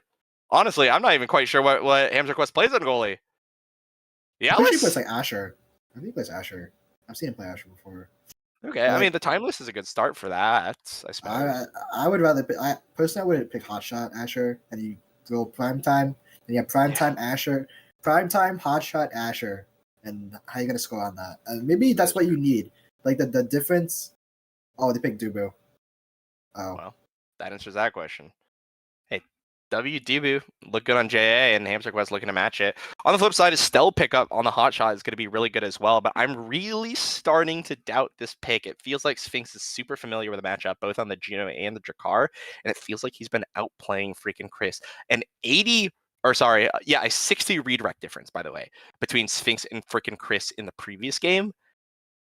So I'm kind of down. I'm starting to doubt the pick. I'm starting to think that freaking Chris might need to try something else, but it looks like they're not going to be doing that. Hot shot, obviously going to be very good for the Estelle. It makes the piercing shot amazing with that hit stun. Could send it right past the goalie before they have a chance to respond. So we'll see if that does end up coming through. It's going to be Mako Aimi selected. Melee goalies reign supreme in the Nasty, as we come to learn tonight and in previous weeks. And to round it all out, we'll see here what freaking esports has to pick. Centauro, yes! We could place... Yeah. Oh, wait. Yeah? I wonder what Sarah's going to pick here, though. Is he going to play the Slick Kicks, or he's going to play the Siphoning Wand? And I think he should pick the Siphoning Wand. Just put some pressure on. Put some damage. Make them position differently, so maybe you can get like a Quangle, or you can get like a roll or something on the bottom side or at the top side. Just anything to make them uncomfortable, because the Groundhog Day are so comfortable right now. They have the picks, they have their comfort picks, and they're just ready to put the seatbelt on and cruise to a grand finals win. Yep. And freaking esports, they need to lay out the spikes to catch that car unaware. They need to find some road bumps. They need to find some Wile E. Coyote paintings on the mountains to direct the car into a car accident. They got to pull out all the stops, all the trickery, all the buffoonery. All of their cards need to be placed on the table because their backs are against the wall. This is it. Grand Finals reset. This series is going to be settled in at least, or at most, 2 games. You know, at minimum 1, right? So Hamster Quest and crew really need to kick it into gear. They really need to refocus. They really need to lock the fuck in, because right now they are cornered by on all fronts by Groundhog Day. It's gonna be a rough one for freaking esports, and they also have to adjust to the play styles. Hamster Quest on goalie and Sarah on forward. They've been playing with Storm for 3 games now, and you need every point if you want to win. So if they get put in the back for it, it's not gonna go for it. It's not gonna go so well for the side of freaking esports. Yeah, absolutely agreed. I think this time, though, one thing that we have been calling out, right, the Aimee getting in a lot of situations where she just cannot defend when it's melee in front of her net. With the Dubu, he can, right? So Hamster Quest gonna be able to buy his team a little bit more time to maybe crack open, put a little bit more pressure on a J, be able to play a little bit more offensively. We'll see what they could do. And hey, there we go, a siphoning one on that Zentaro. Going to be picked here, and maybe that damage feature that we talked about earlier that never came to be could finally be realized by Sarah. Yeah, look, Sphinx is almost dead, and now Sphinx has to go back for the orb, and now that's precious time for freaking esports to get some offense going. And this is literally what they need: some pressure, some way to put Sphinx or Flowers out of the pool, out of the playing field, and this is what they need. 100%. It's going to be up to Flowers. Ooh, finds the summer assault topwards, does not guess correctly, and oh, that's a point. That is 1 point closer to doom for freaking esports. That is 1 point closer to glory for the side of Groundhog Day. Coming in, Winnie's Blade comes out for the Zentaro, for Sarah. And now it's Mako Cage coming out. Sphinx is really low. No kill confirm on the side, but the barriers just drop. And oh my god, Zentaro's dead. All someone has to do is just kill someone and they can win. Potential opportunity. Freaking Chris tries to take the 1v1 against JA, but the flip not called out in time. Hamster Quest barely loses out on the strike hitbox to save that barrier. Going to be an open net for both teams, as Crystal Thorns is able to pass it through the Drakkar here. Strike shot coming through. Sarah not able to intercept the core. Oh! Tragedy is awaited for Good Esports here in this second point, and that is portents of cloudy days and misery for the side of Good Esports. Yeah, you never want to see that when you roll and you lose a barrier, you lose a point with flip up. And just not utilizing all your resources is going to be the death of you. And a reversal from Sphinx will basically seal the deal on the set. Flowers has the flip, pushing up with the Mako speed, and the glitch pop, and now you're striking in. Oh my god. And now, 1 set down, it's not looking good for the side of freaking esports. All the momentum is on side of Groundhog Day. 100%. You got to be feeling good if you're Groundhog Day. A little bit of uncertainty added to the mix here with Sarah, but it's going just as swimmingly. It feels like you just left the hot tub and now you're just in the jacuzzi again. You are getting your ice cream. You are being chilling. And that adrenaline rush is going to be picked up by Sarah, but Aerials, again, falling to this Drakkar, which has been proven to be such a big nuisance for all members of freaking esports. Oh, I do see the side rush on the Zentaro. And all he needs is to stall out these sets, get 1 set win, and maybe get like a stinger. His teammates don't really play damage. They didn't get damage awakening. He's got the recovery drone on the Dubu. And got a Spark on the side. No, we got Fight or Flight. My bad. On the side of freaking Chris. And now, putting in this corner offense with the Zentaro is getting triple goalied on, and now he's just gonna die. Yeah, the damage a little bit too much to bear, even when it wasn't the main objective of Groundhog Day. That's just the Zentaro life for you. So right now it's going to be friggin' increased esports task with defending 1 barrier. Going to go down, going to get cleared out maybe, but no, the strike shot keeps the core in play. The second one going to be found here by JA. Flowers with a glitch pop, but doesn't find the strike war against the Dubu of Hamster Quest. Zentaro here. Sarah looking to play defensively. Freaking Chris trying to get the core out, but just not able to happen. The Oni's Blade stalls it out to allow the reposition from Hamster Quest. As the ensnare drums come out. One goalie barrier gonna go down. Sarah gonna look to make it 2. The Quangle not gonna be there. The evade's just out in time. And JA actually pressured for the first time this game. Still able to keep his flip through it all though. Oh! Bang! Jewish Asian, the perfect pitch. The pitch is perfect and it's music to the ears of Groundhog Day. They're going to be finding their way into an advantage here in set number 2. And the pain train still goes population freaking Chris. I mean, this double bear is going to... Oh, a good defense for the side of HamsterQuest. Gets the Tofu Fortress down. And even though freaking Chris is stagnant here, he does have the Rose Warp to play for a bit of safety. Sphinx gets the orb now. But the side of freaking Esports, the Saturday One players are basically getting killed here. Yeah, really, really unfortunate. Flowers a good Strike War win as well. Bringing Chris, not going to be sent off the map, but forced to remove himself from the play, essentially, just to stay alive. Now the Drummond base is here. Sphinx going to be damaged a little bit as well. Flowers wins a 1v2 Strike War, not what you want to see. Freaking Chris rotated on the defense, playing corner defense right now, but Flowers again wins that Strike War. Is feeling so comfortable. She's in her element right now, looking to turn it into another wonderful, wonderful performance here in the Grand Finals reset. Freaking Chris, possession of the core, overtime is now hit, but the clear is going to be made by JA. Perfect pitch sends it out yet again. And the Molten Bolt from freaking Chris, I'm sorry, prevents him from really doing all too much. Tofu Fortress is here, and finally that stability from the melee goalie pick is going to be here. The flip as well can be used by HamsterQuest should he need it. Glitch Pop comes through, Cyber Swipe comes through. Not able to find it, but ouch. Flowers finds the perfect strike. HamsterQuest not ready for it, and that's going to be another point for Groundhog Day. Yeah, gets the bottom side clear, punishing HamsterQuest for not covering that angle. Ow. Flowers has to flip. She's going to use it. She's going to find a kill or something, and then she's going to suck the deal. Set the point, and but okay, good flip out, but the double barriers fall. The strike shotgun might just seal the deal here with that. Oh, maybe defense coming through, but they do have an open net. Freaking Chris fully rotated out, tries to find the KO. 1 KO found finally, but the goalie barrier is still not going to be converted here by Sero. Finally going to find one. The adrenaline rush wearing off here, but oh no, the clear down. HamsterQuest so afraid to make the cross clear to his midfielder. It effectively stalls out the entire play. Now Flower's going to be back up. The Molten Bolt's going to be there. The Summer Assault as well is able to find the needle in the haystack clear. And able to keep this point alive. The Strike Shotgun also not able to seal it. Piercing Shot comes through for freaking Chris. Zentaro almost at flip.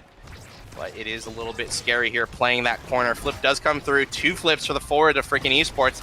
And they're going to have to find a conversion right now. It's going to be now or never. 2 flips found on the KO, but that means there's going to be no resources here, but it's going to be stuffed out. Sero, beautiful, like you said, Big Tilt. Perfect. The Yonis plays just in time. Finds the KO. They're going to lose their energy advantage, but they're going to find a point on the board, and they're going to need to find a few more miracles to make their way back into this game. All it takes is a triple bit bat, and Sphinx has no evade here. But they just let him get the orb for free, and now they have the Mako speed coming in with Flowers with the flip.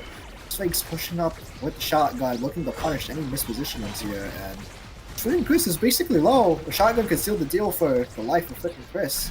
Oh, strike placement has gone wide on the top barrier on the Atlas Lab. But it's looking dire from the side of freaking Esports. They have someone staggered, and all the offense is on their side, and it's not looking good here, Big Pat. Yeah, never did look good for them so far this series, and it's still not looking better. Flowers looking to play offensively. The Firewall Sentry is going to come down the perfect pitch as well to add to the chaos. Not going to find a goalie barrier, though. Tofu Fortress now adding some offense, much needed, but still not enough to take out the barrier. Overtime hits, and freaking Esports still do not have an answer except core speed. Off the Dubu, the hot shot's there. Sarah an opportunity, not going to find it though. The bounce a little bit crazy, but not going to catch HamsterQuest off guard. Sarah another opportunity, but just does not have the resources to find it. Freaking Chris able to find a clear, maybe. The black hole going to be popped. Piercing shot, maybe a bailout here. Zero gets an opportunity, but it's quickly going to become a 1v3 situation. It's looking bad. The flip goes topside, though, and Sphinx isn't able to find it in time to cover it. 2-2. It's going to be tied up. Freaking Esports, an opportunity to break the cycle. Yep. Juiciation and Flowers do have 2 flips, though, so they might put they put a dampen on their flame. And it's coming up. No pulling the trigger for the flip on the cyber swipe. But no double barrier here. Good defense from Hamster Quest, making sure they don't get reversaled. But this offense coming out from the side of Groundhog Day is looking really scary, but they're staggered. If Zentaro, the kill confirm character, can find a kill with the ad rush, but barely gets the kill. But now Zentaro has to play a bit safe here with the Odie's Blade, with the corner offense, but good flip. Stalling out the play for Sphinx to come back. 4 seconds, 3 seconds, 2 seconds. Now he's back.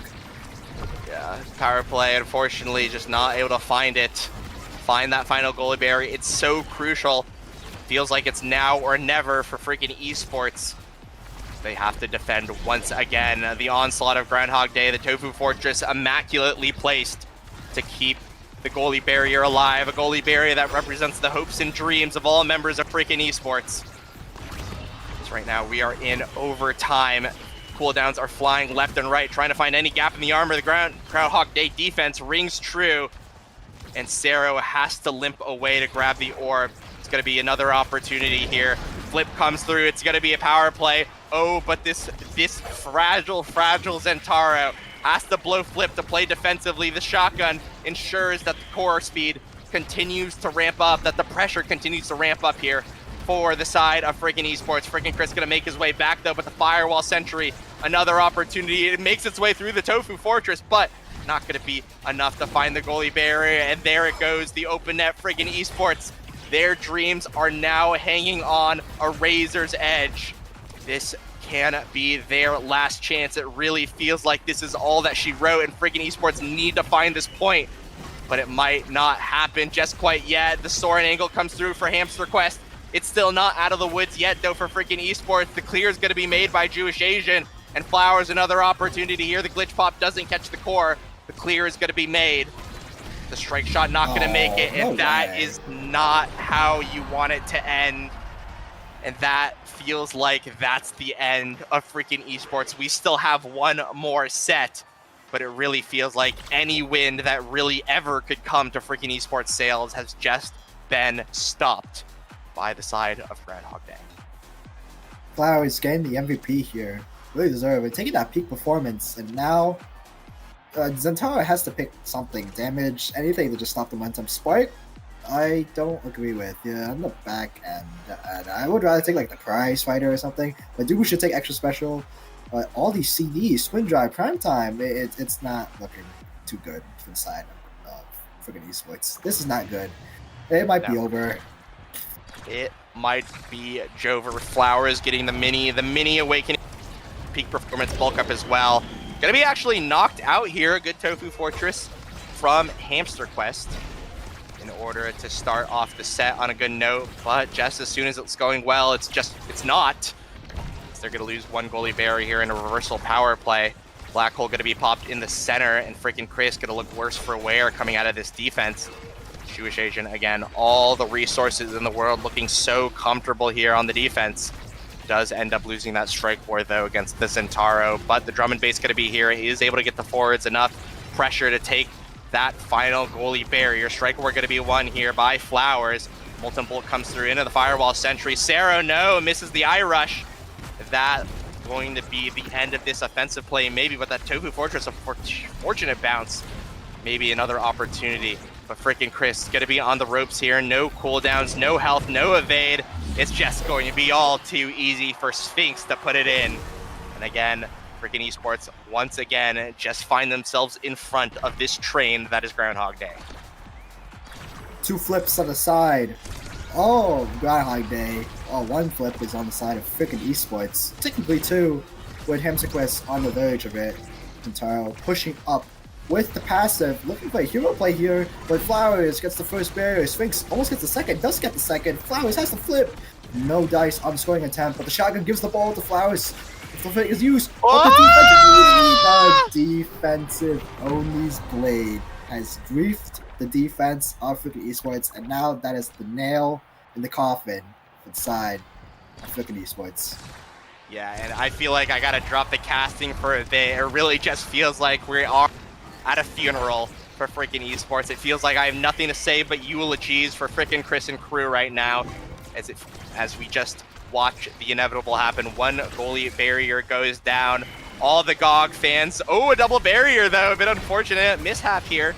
Maybe not just quite the end here for freaking esports. Maybe they're gonna get one more shot at it, but the defense is going to come through.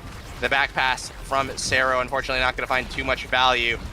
Second goalie barrier barely holds on for now. Now it might be the time. All the eulogies are said. Everything feels like it's been said and done. It's going to be an open net. The flip out from freaking Chris doesn't find the angle that freaking esports needs. And now Sero going to be knocked out. And it might just be all she wrote. Flowers gets the one-on-one here with Hamster Quest waiting in the wings. The mix-up not going to be found with the cyber swipe. The piercing shot comes through. We are in overtime, but the flip is going to be there, and it might just be freaking over. Cyber swipe's going to be there. A whiffed core flip, a little bit of excitement coming out from Groundhog Day, but it really just feels like it's your grog out for GOG. Drinks up and celebrate. Groundhog Day are your North American Strikers League training ground champions. They're going to be reigning supreme in Season 6, and they are going to be doing so without question. An absolute dominant performance here in day number 2. It's not often that you see a 4-0 sweep in any type of league, NASA, Nasty. It doesn't happen often, and when it does, it just shows the dominance they assert on this league. Groundhog Day came from losers. They were the 6th seed, right? I think. Ooh, 5th seed. 5th seed, okay. They were the 5th seed, doubted in the losers bracket, and they take a tear. They beat Ham's Dogs. Something's escaping me for the other losers match. Weasel Ferrets, and they beat Toyo, and then they make it to grand finals reset against freaking esports, and they go 4-0. And well played. They showed the colors. They showed how they played. They played with confidence, and with this unconventional play style, double midfield. Flowers basically playing the brawler position, but playing with midfield characters. And congrats to them. Congrats to Groundhog Day. And let's not take away the achievements of freaking esports, making that winners finals, getting 2nd place. But at the end of the day, it's a Groundhog Day sweep. Yeah. Groundhog Day staking their claim here. We're going to be right back with a winner's interview. We're going to be looking at Groundhog Day as they celebrate their championship here in Season 6 as we conclude the final series of the North American Strikers League Season 6. So we'll be right back for some parting words. We'll be right back with some parting words from our final victors here on the day. We'll be right back. Give us a few minutes.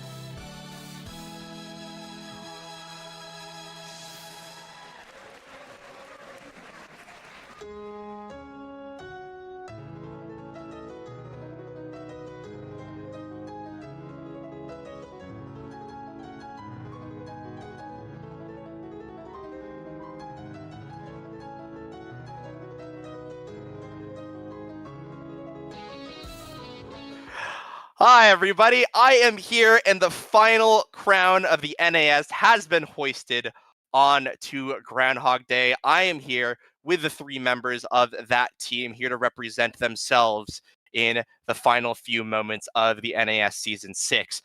I'm joined by Big Tilt, who I will be passing over to the questions shortly. Big Tilt, take it away. Yeah, okay. I will ask first. How do you guys feel about this win? It has to feel good. Hell yeah. Very Screw you, good, yeah. Aginator. Hell I'm not yeah, 11 still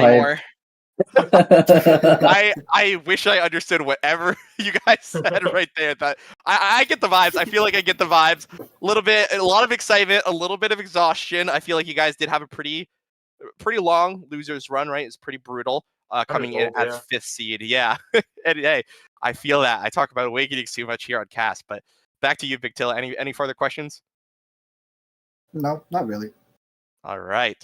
Awesome. We'll get right into it. I do think that you guys had a very creative draft setup for your team. I was coming into the series really expecting the Juno to be a hotly contested pick. Obviously, Sphinx, you're going to be matching up against freaking Chris on that pick.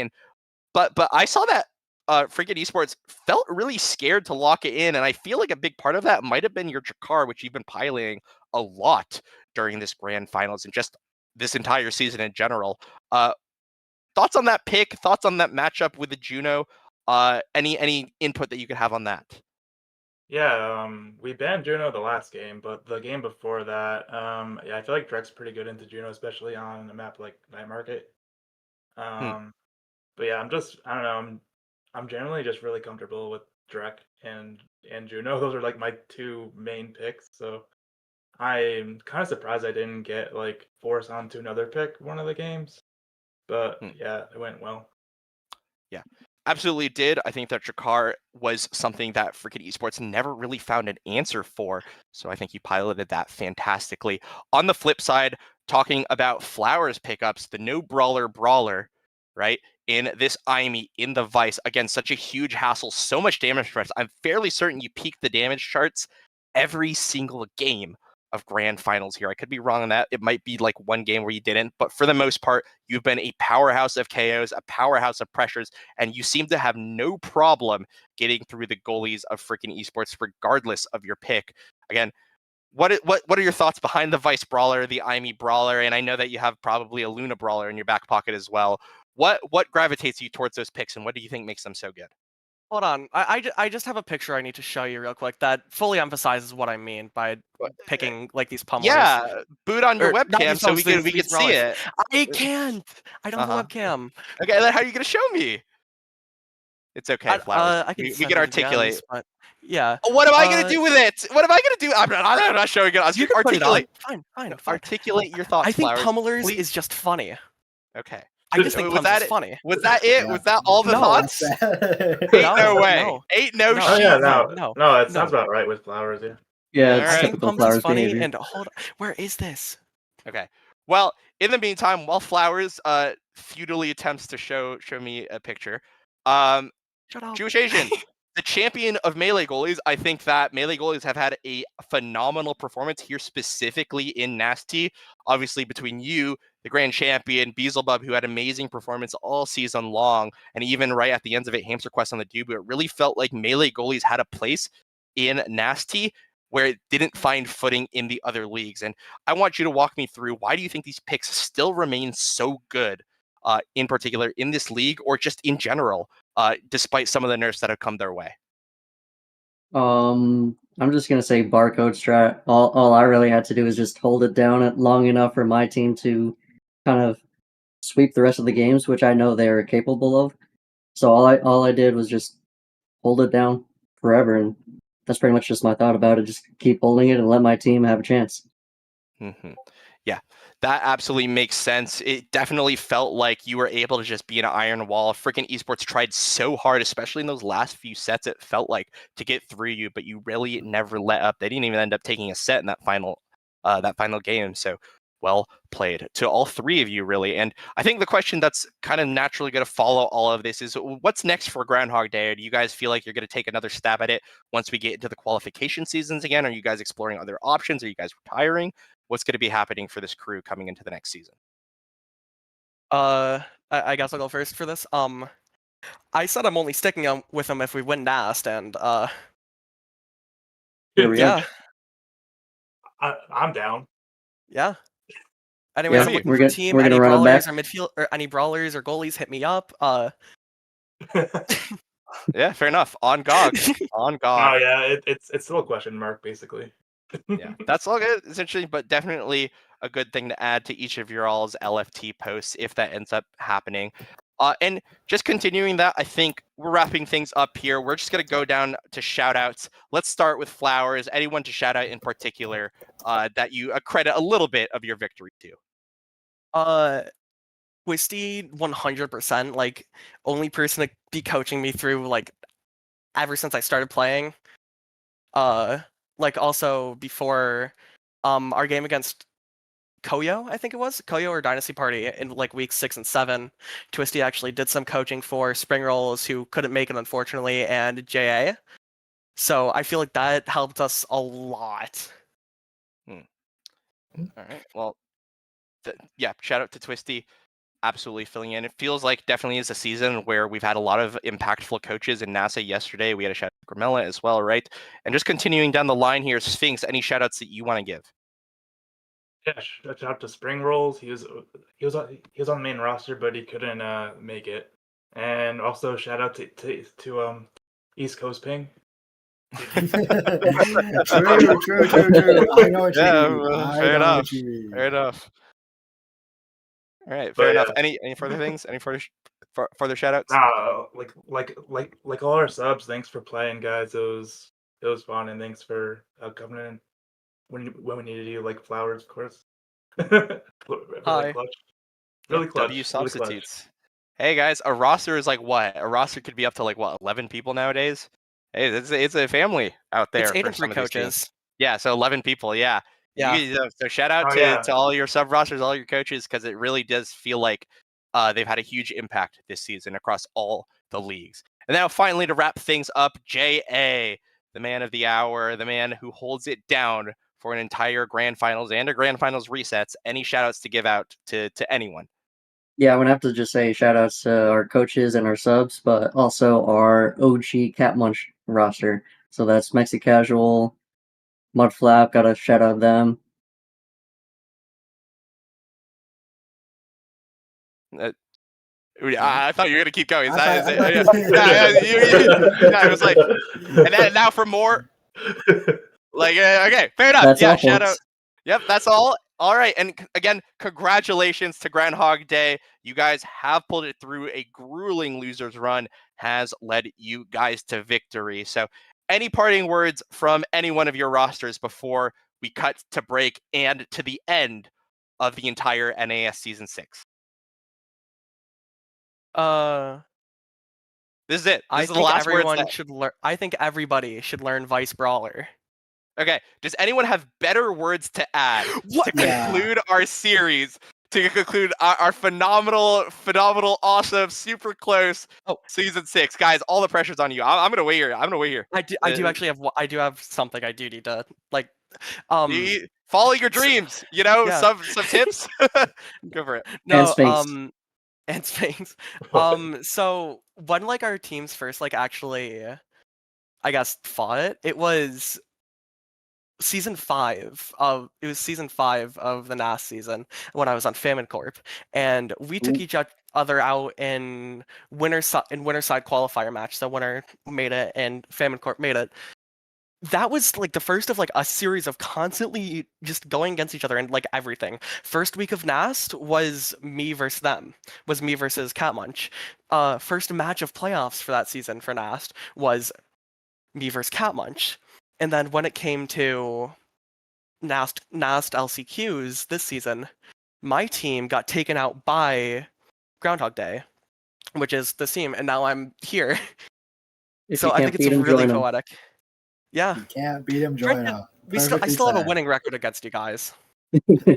Famine lost to you in one game ever. And Fair by the enough. way, And by the way, no. I'm good. no, go say it. Hey, you get your shot in. We got No, no, what? no. We got a. I was joking around with Flowers. Never mind. Okay. He's Alright, old. He forgot fair what he was enough. gonna say. And that'll be the moral of the story. Hey, if you think someone's good, reach out. I see a lot of players in OSAS and ISS. They're just timid. They're just, I'm not good enough. I'm not going to find anyone. And then they do. And then they do wonderful, wonderful things with it. So if that is the moral of the story of what Flowers just said, reach out, guys. We've got a long off season ahead of us. We've got LAN upcoming. Now is the time. You either got to shoot your shot to get your team together, or you got to forever hold your peace as we are ending out the season. But you're going to have plenty of time to do that in the upcoming off season. But rolling it back to today, again, congratulations to Groundhog Day. Thank you, everyone, for sticking with us and watching us throughout Season 6. It has been a wonderful experience to have you guys on board. It's been wonderful to cast and see all of these games, and I'm looking forward to more Omega Strikers in the future. For those of you who will be in Denver, I will catch you guys at LAN. If not, I'll see you guys in a couple of months. I am Brickbat, joined by Big Tilt and Groundhog Day. And before we leave, a huge shout out to obviously the production crew, Saya, all the referees, all the stats teams. Again, we have 80 plus, probably 50 plus daily active members of the team who have made this league a reality. And I want to give a huge shout out to all of them, all of the players who've set aside hours, people like a named player, Saya, Achi, all the referees. Oh my God, all the referees, they went through hell this season. Everyone who showed up and did work for the league. I can't list them all. Liari for doing the pre-shows, right? I could go through the list and go through all of them, and I'm probably not going to have time to do so. Saya's going to kill me if I go too long. But please, if you contributed to the NAS, if you contributed to the NAS from the bottom of my heart, thank you guys for making this league a reality. So on that note, before I get murdered by every member in this Discord call, I am Brickbat, joined by Big Till and the rest of Groundhog Day. We'll catch you guys in a few months for qualifications in Season 7.